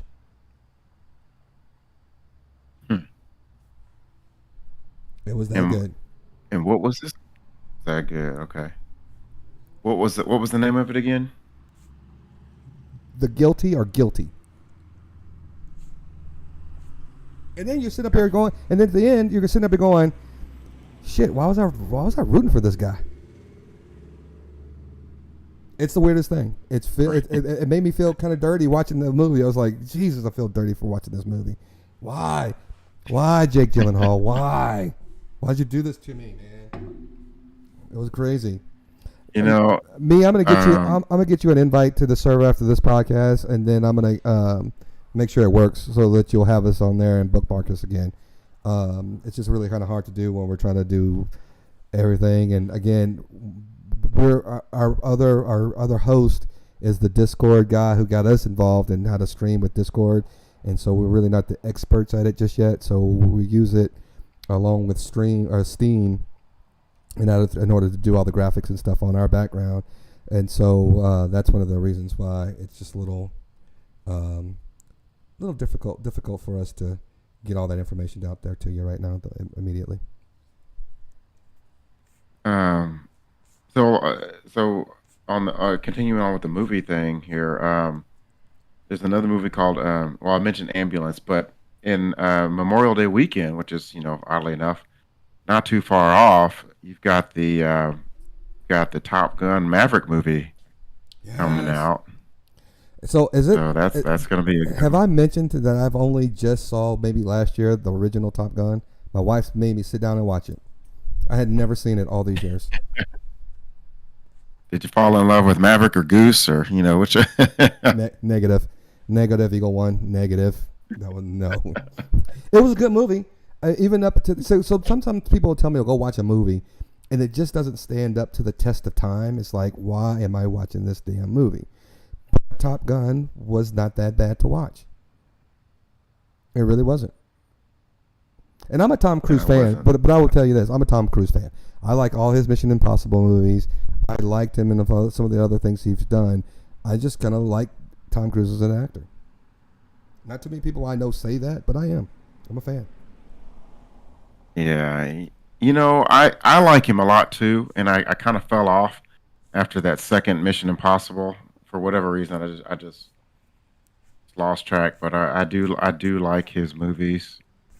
Um, you Oh, know, the one with Superman in it was great. That's probably the best one. You didn't see which one? the one The with Tom Superman? Cruise? The last one was with Superman. I forgot the Superman's You name. mean the? The guy who plays Superman. Oh, okay. You mean the guy who plays this Superman? Yeah. Okay, okay. That guy, Um, that guy made the movie. okay. So what else is going out? What else do we need to be excited for? Uh, so that one, and then in July we've got a couple coming out. You remember? So I don't know if you're a fan of the uh, Jordan Peele films. You got films. I just sounded real country there. Uh, the Jordan Peele films. He had the first one was called Get Out. Mm-hmm. Then the next one was called Us. Well, his third one coming out this summer in July is called Nope. Did you like Us? So I didn't think I liked I Us. I, did- I like all those psychological thriller type, make your skin crawl type movies. I like all those. Henry Cavill is the actor that plays Superman, and yes, Megan is telling. We got C. Allen. Thank you, C. Allen. C. Allen is also a guy who I met in the other nonsense of bickering and free First Amendment auditing bullcorn that we were doing on the other channels. So, C. Allen, my friend, thank you for joining us. Henry Cavill, and here's a story I don't think people know. Again, I like to brag on my excellent facial recognition intelligence. I could see somebody's face, and over the years, never see him again. And if I see him again, I'm like, I know I've seen that face before. This is where I am again, and will be buff. I actually am probably the very few people who's ever seen the Count of Monte Cristo that has Jim Caviezel, the guy who played Passion of the Christ, Jesus Christ, that in that movie. Or was it the other one? There was something other. He played Jesus Christ in one of those movies. It wasn't the Mel Gibson one. It was one of them. But Henry Cavill got his start in that movie. He played the son in The Count of Monte Cristo. He was probably 15 or 16 when he played in this movie. And he has this exact same face.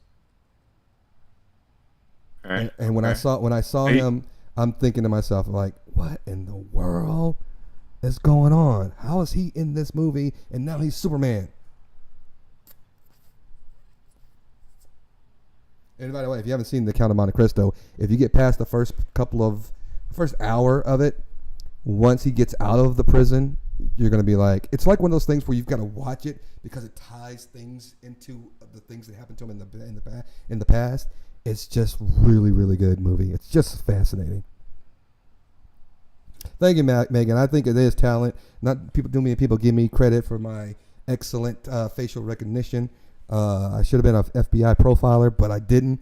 I should have. I wasted it away doing stupid cybersecurity. Dang it. Gonna have a more illustrious career. Oh, and then also in May you got Doctor Strange coming out. Doctor Strange The 2. second one. Yes. I was kind of a letdown on Doctor And, Strange, yeah, the first one. the first one. Okay. Yeah, I like you. I like all the Marvel movies, and I kind of just take them for what they're worth. I mean, they can make a bad one, and I'll watch it just because I'm hooked. Me too. So Just because it's Marvel. If it has Marvel's name on it, I Yeah. watch it. And I want to say screw you, Marvel. I want to just tell them that to their face. If we can do a hashtag Marvel, Right. I'm gonna say screw you because at every movie I'm sitting here watching every credit because I think every movie is gonna have Yes. some goddamn after the show end credit, and I'm gonna be like missing it. So I'm sitting there watching, listening to the slow music, halfway going to sleep at night, and then at the end I'm like, shit, Yes. there's nothing coming at the end, huh? They started this trend, and I could be wrong, so somebody can fact check me, but I think this started around 2007, 2008 when that first Marvel movie came out, the Hulk movie, the first Hulk movie that they did in the spring of 2008, 2007, I think it was. And the buzz then was everybody said, okay, well, when the movie's over, you got to stay. There's going to be something at the end of it. And then from that point on, for the last almost nearly 15 years, every time I go to a Marvel movie, and even now, when I go to a DC Comics movie, I stick around for those. Yep, same. Yeah. So Megan is asking, what's our favorite all-time movie?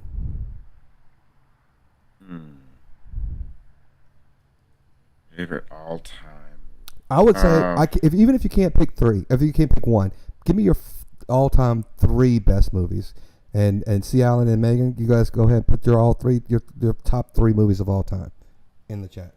If you're also out there watching, Ken, Tim, I know they kind of sometimes think that these chats are just boring, and we're trying to build it up. We know we got work to do. Marcus and I had this conversation where we're building up the brand. We're trying to give some more insight to the more drinks and bourbons and whiskeys and the CRBs, but we're still trying to bring some substance to this podcast as well. So you haven't seen the best of us. We're still getting and improving as we go. But hey, while we're here, why not talk about movies? So go ahead. What you got? Oh, I don't know. Yeah, and Really? if you guys haven't seen The Count of Monte Cristo, it is a kind of a slow movie. If that's what you guys are still talking about in the chat, I think it's worth watching, especially if you're just kind of like nothing to do and just kind of even if you're tired, just watch it.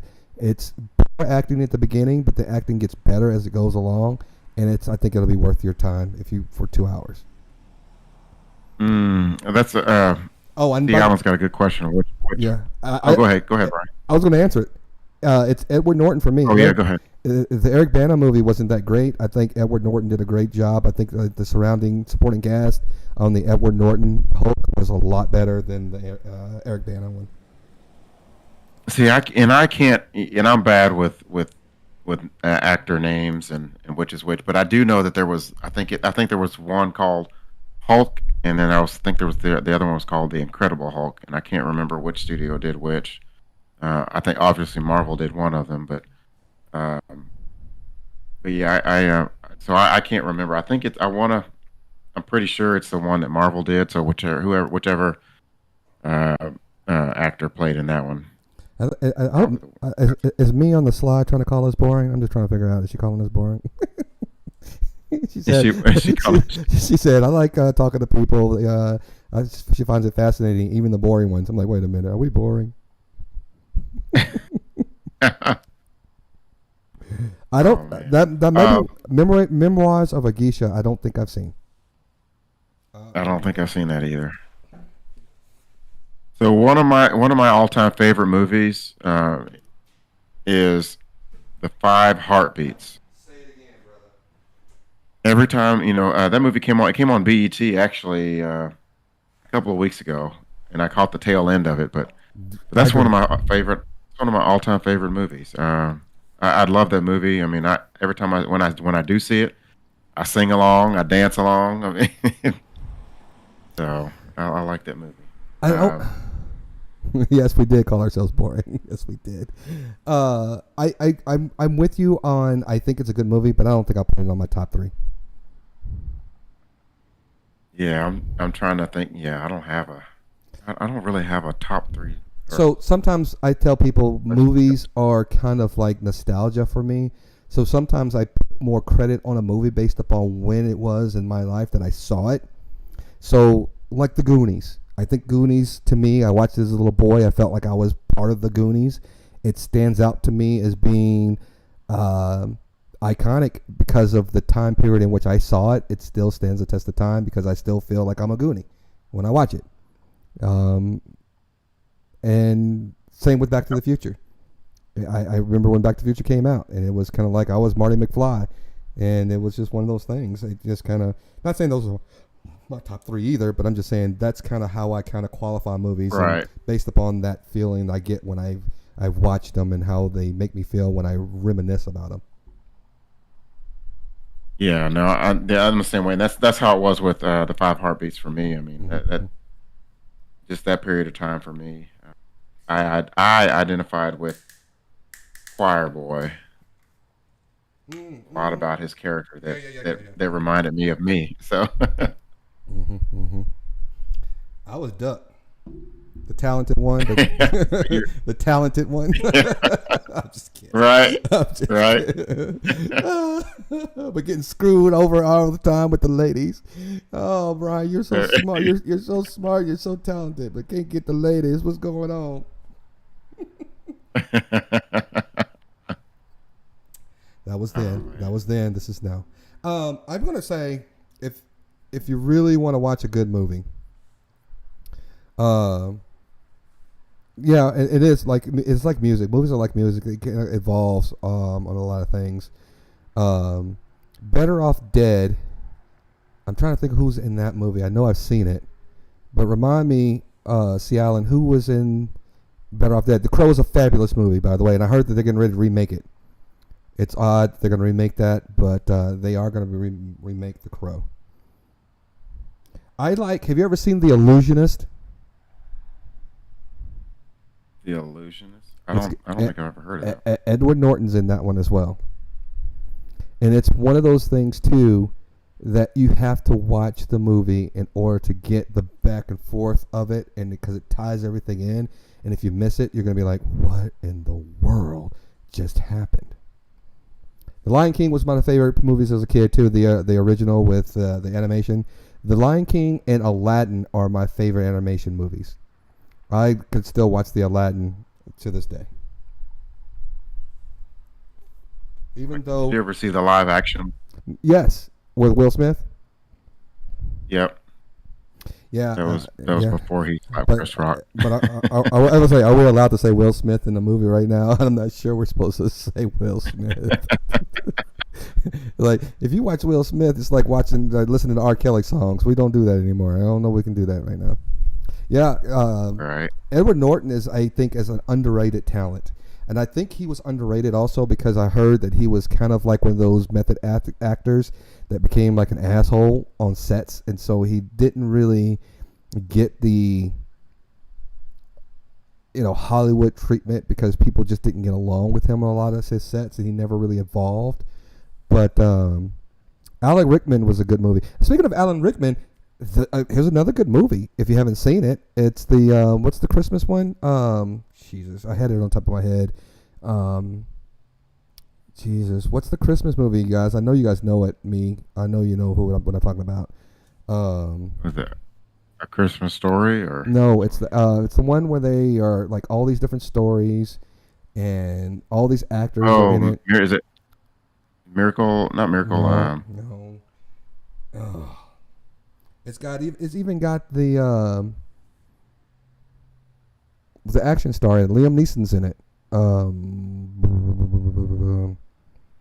It's our First Amendment right.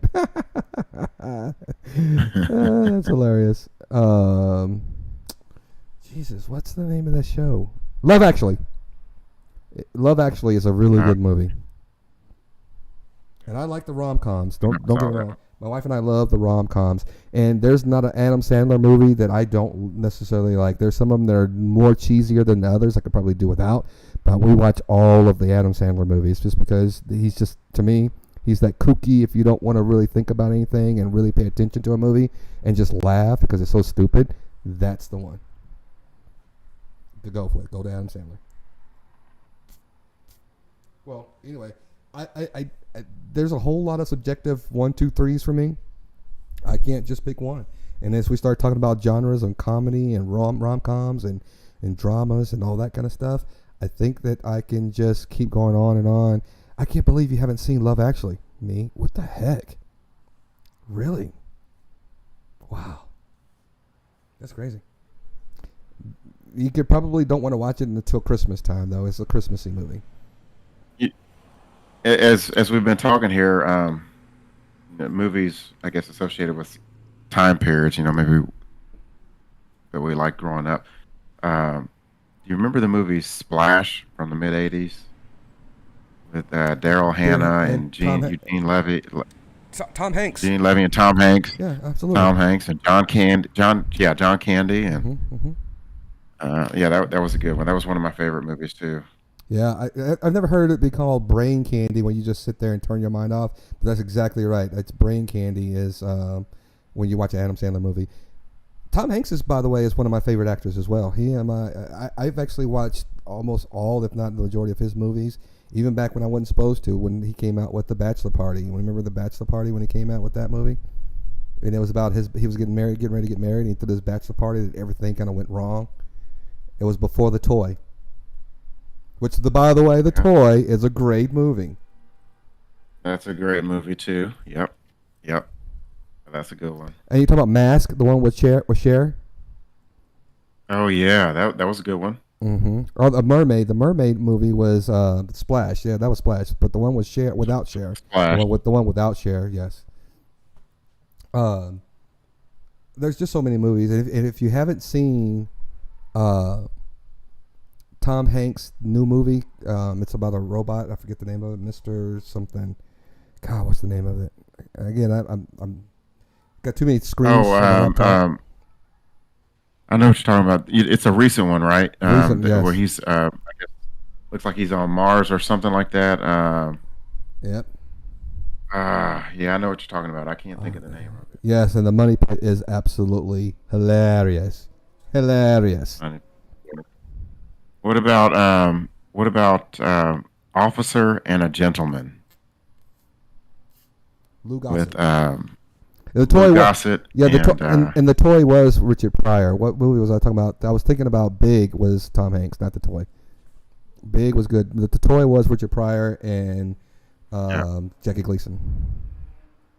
Yes. Dude, we should just have like a movie critiquing movies on our podcast from one time because there's so many different movies. If you not to give them away, but there's a lot of good movies out there now too that people haven't seen that are really, really good. Yeah, John Candy was one of those guys that died too soon. He was in one of my good movies that are just kind of like brain candy is Cool Runnings. That's probably one of his close to, if not one. The last one was the Wagon Wheels or Wagons West was his last movie credit, but I think Cool Runnings was close to one of his last as an actor before he passed as well. Yeah, for sure. See, Alan mentioned we need more Mel Brooks movies. Give me Spaceballs any day. I'll laugh at that one. A comedy genius. I think that he was at his time one of the greatest comedy directors. Was he a screenwriter too, or just the director? Was he the screenwriter for those movies as well? I don't know the answer to that question. Yeah, I'm not sure of that one, but he was great. I think there was a lot of good stuff that came from Mel Brooks. Gene Hackman was a Mel Brooks protege too. That came out of the Mel Brooks genre, didn't he? Because he played in Young Frankenstein, and that was a Mel Brooks comedy. And I used to love me some Gene Wilder and Richard Pryor movies when they were doing those things that they were what's the prison movie they were in together? I think they did quite a few movies together. Gene Wilder and Richard Pryor. I have not seen the History of the World Part 1. I have not seen that one. And Canadian Bacon, I thought it was Wagons West or something like that with one of the other ones, but it could have been Canadian Bacon. I'm not sure if I even heard of Canadian Bacon, but it was one of those. Wagons West or something was his last movie credit. Because he died when he was making that movie, one of those movies. He died in the middle of making it.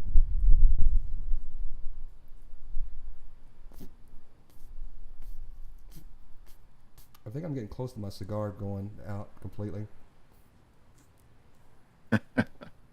And by the way, I want to tell my friend Ken, if he's still watching, that I owe it to him. See, I don't know if you guys see how small this bad boy is. It's still in my hand. He's the one who taught me how to get it down to this low on a cigar. I used to literally keep him like this, and then I'm like tossing him. And on the golf course, I'm watching this guy, and he's got it like really, really low. And I'm like, dude, he's like, he still got something in there to smoke. And I'm still sitting up here smoking, puffing on this thing. But I've also learned there is a difference between a good cigar and a bad cigar.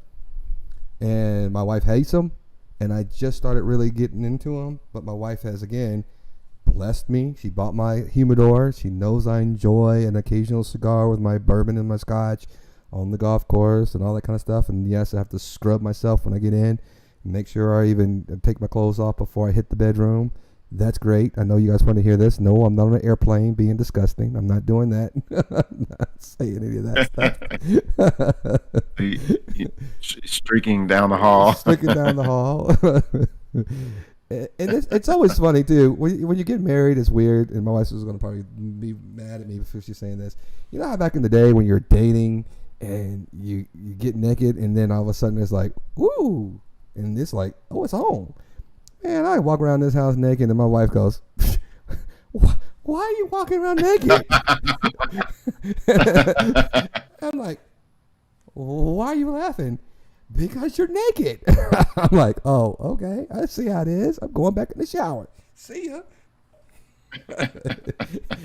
When you're married, it just doesn't have the same effect walking around naked. It just doesn't. Oh, man. But anyway, I kind of got sidetracked on that movies thing, and I went personal on that one. Anyway, it's 10:12. We've been doing this for 2 hours. I'm not going to sit here and keep everybody on. It's been great. We appreciate you guys participating. C. Allen, you were on our last one as well. We appreciate you. And if we'll talk again, because you guys, if you want to get on Discord, let me know in the chat and send me your emails after we stop going live, or just send it to me. Nobody else on the stream is going to know your emails. It's not like we have random people. No, the people who watch our show so far has been people we know, or people we have met at the restaurant bar that we normally broadcast at. And so if you want to send us your email, we'll add you, send you a link to our Discord so you can be a part of the discussion. We've been looking for more hosts. One of our hosts actually just told us today that he's going to have to bow out as he's preparing for some classes that he has to take. And we'd be more than happy to bring you guys on to give us some perspective, and then also talk about some of the things that we've been talking about on these other channels and things that we've been dealing with. Marcus I've sent him links to some of the shows that we've been a part of with Dr. Dave and audit them and some of the craziness that goes on. We just want to provide more of a forum for more of a, not necessarily positive, but just more of a cordial discourse, no matter if we are, agree on the same topics or disagree on the topics. So this is just a forum just to talk about topics and kind of get people's perspective on it. And as well as just trying to, have a couple of drinks during the end of a day. We kind of hang out and relax and take a load off. So if you guys are up for that, We'd be more than happy to bring you in on our next podcast. And there's an after party that we try to go through too at some point in time before the next Tuesday's podcast as well. Now, I was going to ask, does C. Allen and me, do they have their own channels too? No, we all met into. I tried to get Dr. Nick, by the way, C. Allen, because I did the exact same thing to his channel that I did with me. I just subscribed to their channel, and me was like, "Why do I have a subscriber to my channel?" I was like, "I was just trying to get in touch with you because I didn't know how to get in touch with you." Dr. Nick would be one of those guys that would be really awesome to bring on here because of some of the things that he was talking about on the other channels that we were on as well. But we all just kind of start talking about this one Audit Them's channel and how completely asinine it was and how completely rude and off-putting he was to some of the people he encountered. And even when you get on his channel, it's very chaotic. There's a lot of people. There was one person that dropped the N-word to one of the guests on there the other day, and he said it in a hateful way. He called the guy the N-word on this podcast, and everybody else was like, "What the heck?" And that night was the last time I've been on Audit Them's channel because he allows that type of crap to go on his channel without saying anything about it. And he's saying the only thing that he's positively done is I don't know what he's actually done that's positive. I'm not really sure. Yeah, and I'm trying to read the comments. I'm kind of getting behind on the comments and all that kind of stuff. But there were a lot of interesting people in there. A lot of them I don't necessarily agree with, and that's one of the reasons why the last time I was on there, it was me and a lot of his supporters that tried to overtalk and tried to just impress upon their beliefs. And every time that you try, like myself, every time I tried to get in there and try to speak up, they would always mute my mic or kick me out of the channel. And we've been doing this for 20 episodes, Marcus, and I don't think we've ever had a time where we became heated with either ourselves because we don't always see each other, see eye to eye on everything, nor some of the people that come to us and talk to us while we're at Uncorked or on our channel. We've never got to the point where we're just like screaming and saying we're not going to talk to this person ever again. So, right. No, I like the since day one, since I joined you several months ago, back in I guess November. No, that was the one of the points that you drove home is that we want to open this up for different perspectives. I mean, we don't want to just hear our same perspectives. We don't want to just agree with each other. We want to hear some of the different perspectives that are out there on different topics. Right, and that guy's not even on his podcast. He gets on his podcast or his stream. He'll do a live stream, and then he'll go, "I'll be right back," and then he'll have other people who want to be famous or whatever the reason. They'll just carry on conversations, and this guy doesn't come back until somebody like myself tries to get in, and somebody either he has it open where people can just join, and then I'll start making comments, and then he'll go, "I'm back," and then he'll try to start talking about something that no one else is even talking about. The guy couldn't even have a conversation about movies. If we asked him about movies, he'd start saying, "Hey, let's talk about the FOIA Act. Let's talk about this." And the FOIA Act, again, is the Freedom of Information Act, and it's just unbearable that this guy thinks that the FOIA Act is it's like the Constitution to him. He thinks the FOIA Act is the Constitution. People have to live and die by the FOIA Act, and it's just excruciating.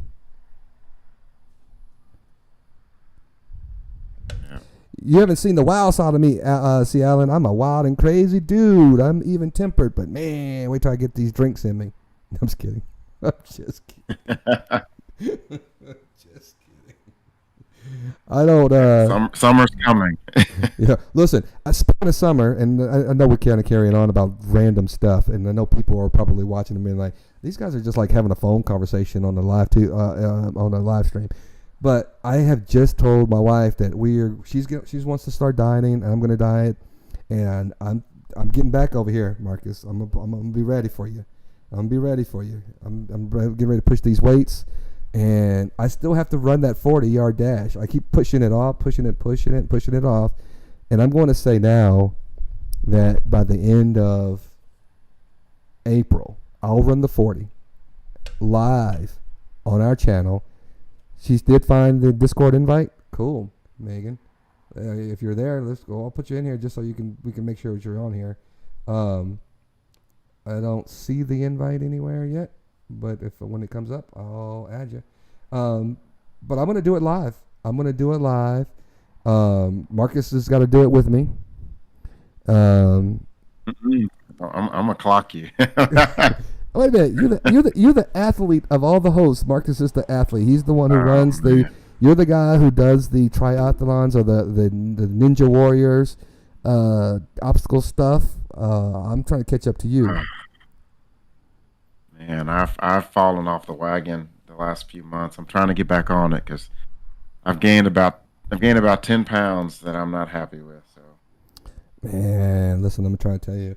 I really started thinking about this when we went to my son's birthday party, and our friends have a daughter who's about to turn 1 this next coming weekend, and he's like, Brian, the pool's heated, so we may turn this into like a pool party for everybody, the older kids and the adults. And I'm like, golly. And I'm just be honest with you, I'm not the guy that's wearing a t-shirt in the pool. I'm not. Sorry. I refuse to wear a t-shirt in a pool. So if you see me in the pool, it's going to be shirts off. If you don't see me in the pool, that's because I didn't do the work. I didn't do the crunches before I got to the pool. It's not in between, no in between with me. And if my son wants to get into the water, I'll go in waist down, but I'm not going to submerge myself because I didn't bring nothing to swim in. Just let you know. Just let you know. Oh, that's just how it goes. Sorry, C. Allen and Megan. That's got a little. So, by the way, you guys, we're from Texas. Marcus and I, we live not too far from each other. That's why when we have our podcast, we're normally in the same location. We're not doing it from our homes. And again, as you can see, I'm in my garage, and he's at home with this background. But we normally do this at a restaurant bar, and there are lots of people that hang out, and they come in, they ask questions, and they engage with us as they ask what we're doing, and we have a great bartender up there. So that's how we know each other. And Marcus and I grew up in the area, and we went to the same junior high and high school, and we know each other from way back in the day. So we appreciate you guys coming in. Me was born in Texas, but never lived there. What part of Texas? Have you ever visited? Where are you from, by the way, right now?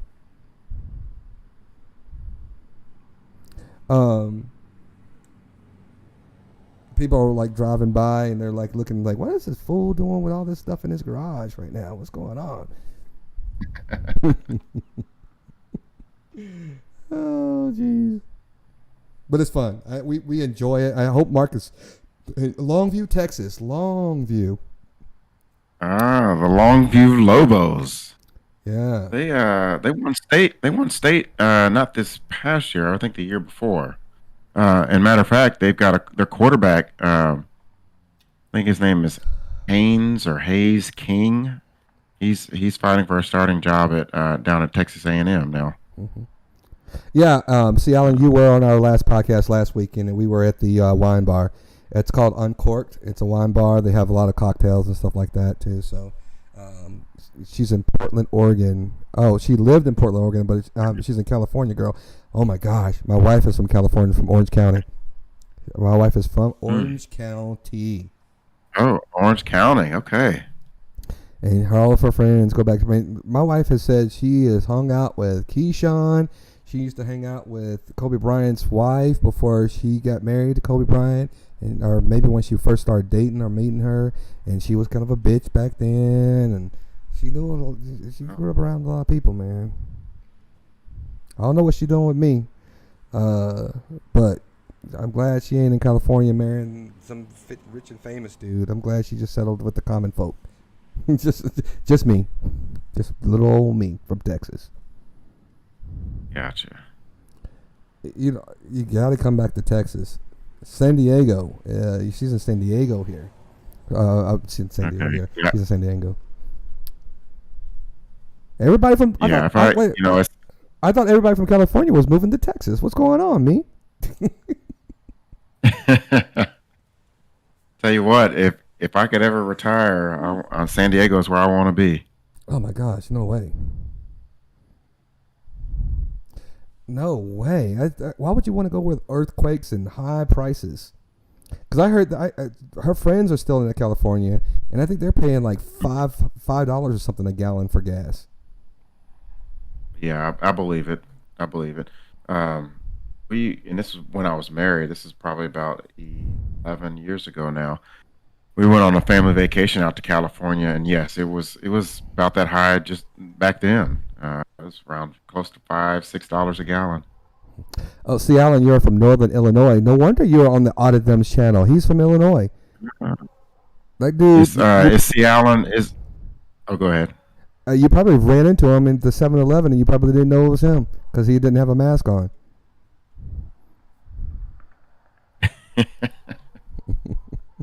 It's 5 o'clock. No, it's out in California it is. No.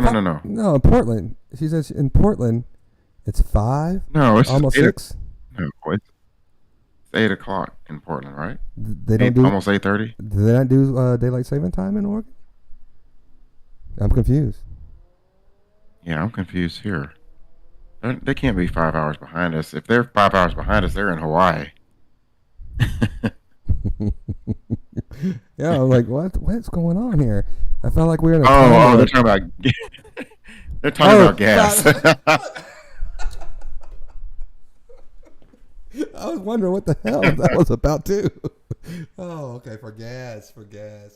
So, listen, I was telling Marcus today before I wanted to talk about this because, again, the president's not responsible for the gas prices, but we've noticed that the gas prices have gone down almost $1 where we lived. It was upwards of $3.75, almost $4 for gas, and it's now like $3.25 or something like that now. Oh wow. Okay. See, I haven't. The last time I put gas in last Friday, and it was $3.94, and that was for the premium grade. So that was $3.94. But you're saying it's down to $3.25 now. Okay. Mm-hmm. And, see, Alan, if he audit your town hall, say this is what I would like to do, just as a separate thing. I'm always going to invite Marcus if he's ever available to do. I actually have lawyer friends, and I want them to put me into contact with a audit lawyer, a FOIA lawyer, and I want them to come on and help debunk one of his videos about what he's saying, what he's doing, how he's doing it, because the nonsense. Dave is just giving his perspective on manners. Dave's not a FOIA expert. He's not a law guy. He's just a common sense guy. And when we look at it from a common sense perspective, none of the shit that he does makes common sense. I actually want to take it a little bit further, not to devote my channel to this crap, but I want them to be able to articulate what he's doing wrong, what he's saying that makes no sense. And as you can see, he hasn't done one in a long time. Law Talk with Mike, I actually watched some of his stuff. He does, excuse me, he does a lot of sovereign citizens in the court of law. He does a lot of the stuff when he tries to debunk them, and he does a lot of that Chile guy, whatever his name is, and his court cases and stuff like that. I don't know how to reach out to him, but I would love to have him on Drinks and Discussions just to kind of talk about what Audit Them is doing wrong. Because again, I have family members, I have friends, not close friends, but I know people that have been in the justice system. And they come out and they think they know the law about what to do, how to do it, and how to break the law and get away with it. How they think that they can, if they do the same thing, how they can get away with it the next time. Everybody that comes out of jail thinks that they know the law, and that's just not true. And I will tell you this 100%. And I sold this to his face, and I think this is why you will never see me on Audit Thems, because he blocked me. Audit Them and Cool Joe met in drug court. They did time for drug charges, and that's how they know each other. I will say this to Dr. Dave, if you guys allow me to have a conversation with him, that is the only way they know each other. They were on drugs, they met each other, and they went and did time, and that's how they know each other. That's the only way they know each other. I will say it to their face. Put me on Dr. Dave. You guys facilitate it if you want. I'm telling you, I'm saying this, and I'm not afraid to say it. I said it on the last time they had me on their channel, and they kicked me out. That is how, I think that's when he blocked me, that they know each other, is because they were in jail together. They did time together, and that's how they know each other. Oh, and Poster 7. Oh, absolutely. Poster 7, that's actually easy on the law. I'm not a lawyer, but I know Poster 7 backwards and forwards as well, because I've seen some of those things as well, and they misinterpret that as well. So I got to get Marcus up to speed. I'm going to help him on some of the things that I've been watching. And again, one of the things that I do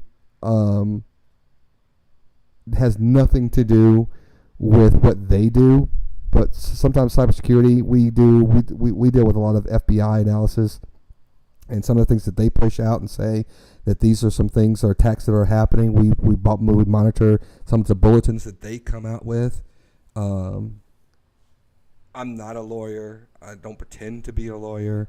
I don't try to articulate legal advice to my clients. But when you talk about certain things, when it comes to how you deal with data sensitivity, personal information, that does have a legal component to them. That's what got me involved in some of the things that they do, and why I kind of got interested in some of the streams that I got involved in. I only claim to be an expert in cybersecurity. I don't claim to be an expert on anything else. But I would like to hear an expert, Attorney Mike, if he's available, and somebody like that. Marcus and I are more than happy, not only to bring you guys on, but just to bring other minds that can kind of help us weed through some of the BS that some of the other people perpetuate on their channels, and just kind of help us. Again, we don't do this for monetary value. I don't make a dime for this. Marcus doesn't make a dime for this. We're not even trying to monetize our channel. We're just trying to create a platform for discourse and drinks and discussions. So if you like to have a cocktail or two, come on. Even though Marcus doesn't have a cocktail, he has a mocktail. Get it? Mocktail. Mocktail. And I gotta make sure. And if I ever do it in my garage again, I've got to get my lighting right. I got to get under the lighting over here, or move over there, back over here somewhere. I got to go somewhere else because this lighting sucks. Or maybe I got to have one of those ring lights and stuff like that to make my visibility better or something. Yeah, if we start talking about movies and booze, still a good time. Absolutely, that's exactly right. All over the world, we going global, Marcus. We're in Oregon and we're in Illinois tonight. We worldwide, world famous. Look at us, man. Right. Right. We started from the bottom. Now we're here. I'm still drinking my drinky drink. I actually went from my bourbon to my favorite beer, which I don't really drink a whole lot of beer, but I drink my Miller Lite, which I have to start cutting out of, because I used to drink Shiner Box. I used to drink heavy beers, Dos Equis, Coronas, and then I said, man, I'm getting chunky. That waistline is getting expanded, And then I started drinking more of the bourbons, and then I drink a lot of Bloody Marys on the weekends and all that kind of stuff. And then I'm like, even those are, if I'm doing those, it actually still is putting on the weight for me. Because what's funny? What I miss? I'm laughing at I'm laughing at Megan. She said Texas isn't quite the bottom. It's always Florida. True story. You know what's so funny? People are like trying to say they want to retire to Arizona now. They're not even trying to go to Florida anymore. Even old people are like, Florida, we're not going there. No way, Jose. Yeah, we enjoy listening to people and seeing things different through a different eye as well. They said, ouch, Florida. By the way, Megan is not one to hold her tongue when she comes across idiots as well. She's got that no filter for bullshit, kind of like me. And it's weird because I would love for Trey to be back on the podcast when Megan's on here, especially when he and I go at it. It's fun. And again, I hope Trey, if he's listening, we miss you, man. I hope you do well in your studies. But I think it makes for good conversation when Trey's here, and we can go back and forth to each other. I'm not complaining. Always about got it. a seat at the table. Yeah, I'm not complaining about you, player. I'm just saying, I think it's great, and I think it would be great to have someone else to go at you besides just me. She said she's better with holding her tongue, but audit them just triggers. He triggers everybody. I really want you, Marcus, to go. Don't watch a movie. I know you got this caffeine in you. But I want you to watch 5 videos of Audit Them before you go to bed tonight. 5. If you can get to them.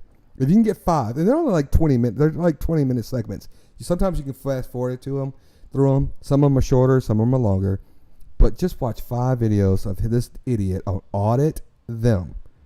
And just watch what he does. Well, the little bit that I tried to watch before the last podcast, I don't know how you guys got sucked in, because I'm like, man, if I was swiping right or left, I'd be swiping left. I'm like, I never got into it. him. I never got into him until I started watching Dr. Dave. Dr. Dave was like debunking his stupidity.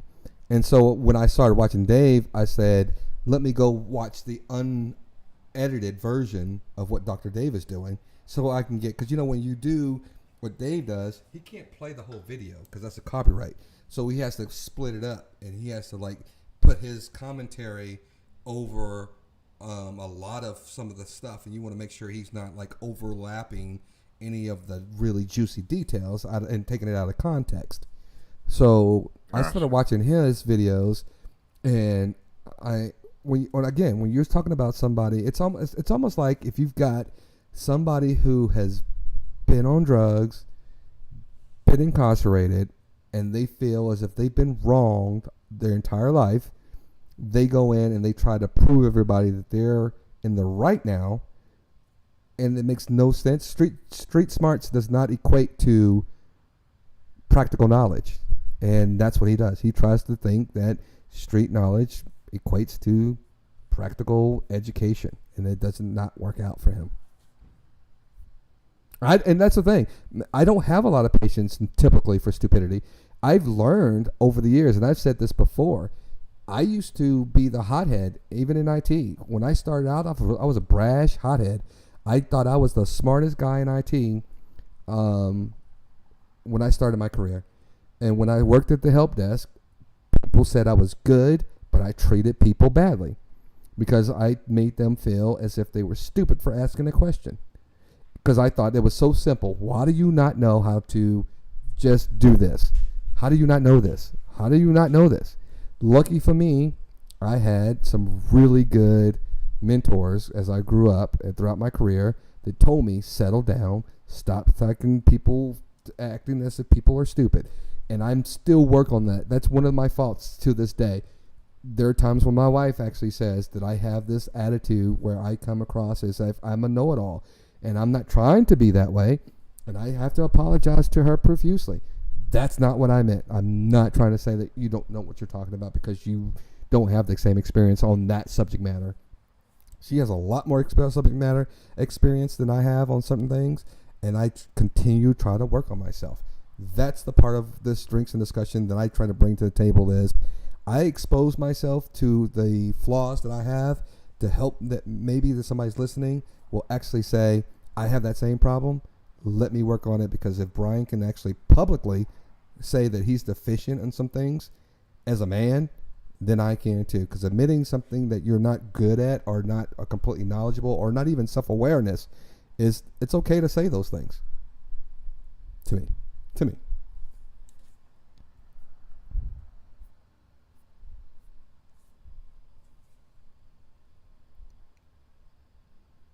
All right, Marcus, what you got? You got the last word, man. Come on, what you got?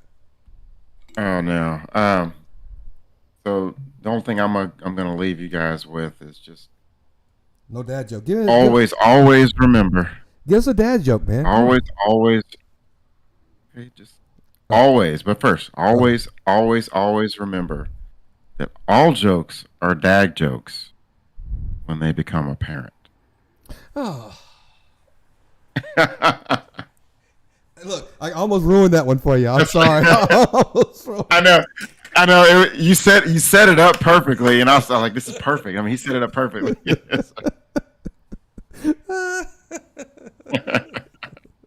Wow. Okay, that was great. Megan, C. Allen, we appreciate you guys joining us. It was great. I would love for you guys to join us out on the panel. You don't have to have your video on if you don't want to, but at least we'll put you guys on the audio on our next stream.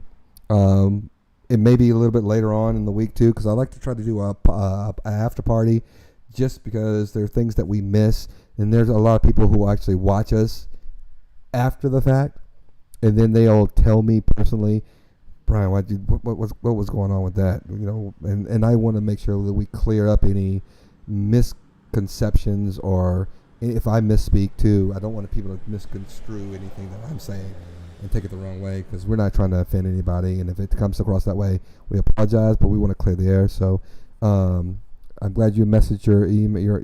You messaged us your email. We will definitely reach out to you, guys. And as always, I really appreciate the time and effort that Marcus gives me to hang out with my buddy, just to chew the fat, if it seems that way, because it's sometimes it's chewing it with my homie is always just a good thing too. It's just good to kind of like have that one-on-one time with my brother, man. So sometimes if we have to do it on a video, that's what we're gonna do, and we're gonna still try to make it interesting for you guys to keep watching as well. So any last words, Marcus, before we sign off? Now, I just want to let everybody know, been good to visit with you live from here in the bunker. I'm safe. No one was harmed or injured, but I'm going to stay down here for a while. C. Allen or Megan, before we sign off, do you guys want to say anything before we head out? Thank you. We'll have a lovely night. You guys have a lovely night as well. Again, we appreciate you guys. We will be back Uncorked next week, and we will have hopefully Megan and C. Allen joining us, and we will have a whole lot of topics, because I want to make sure that we have topics that are something that may be happening in Oregon, or something that's happening in Illinois, and something that's happening here in Texas that you guys will all feel like is something that we're actually covering. Somebody said that we were like a talk show, and if we're a talk show, so be it. I'll take a talk show if we're covering events that matter to you guys. So if that's what we are for right now, I'll be a talk show. I just want to get better at it. Let's get better at it. I appreciate you guys. He is Marcus. They are Megan and C. Allen, and I am Brian. And until next time, we will see you again. Drinks and Discussions. We out. And if you're going to drink, please drink responsibly and don't drink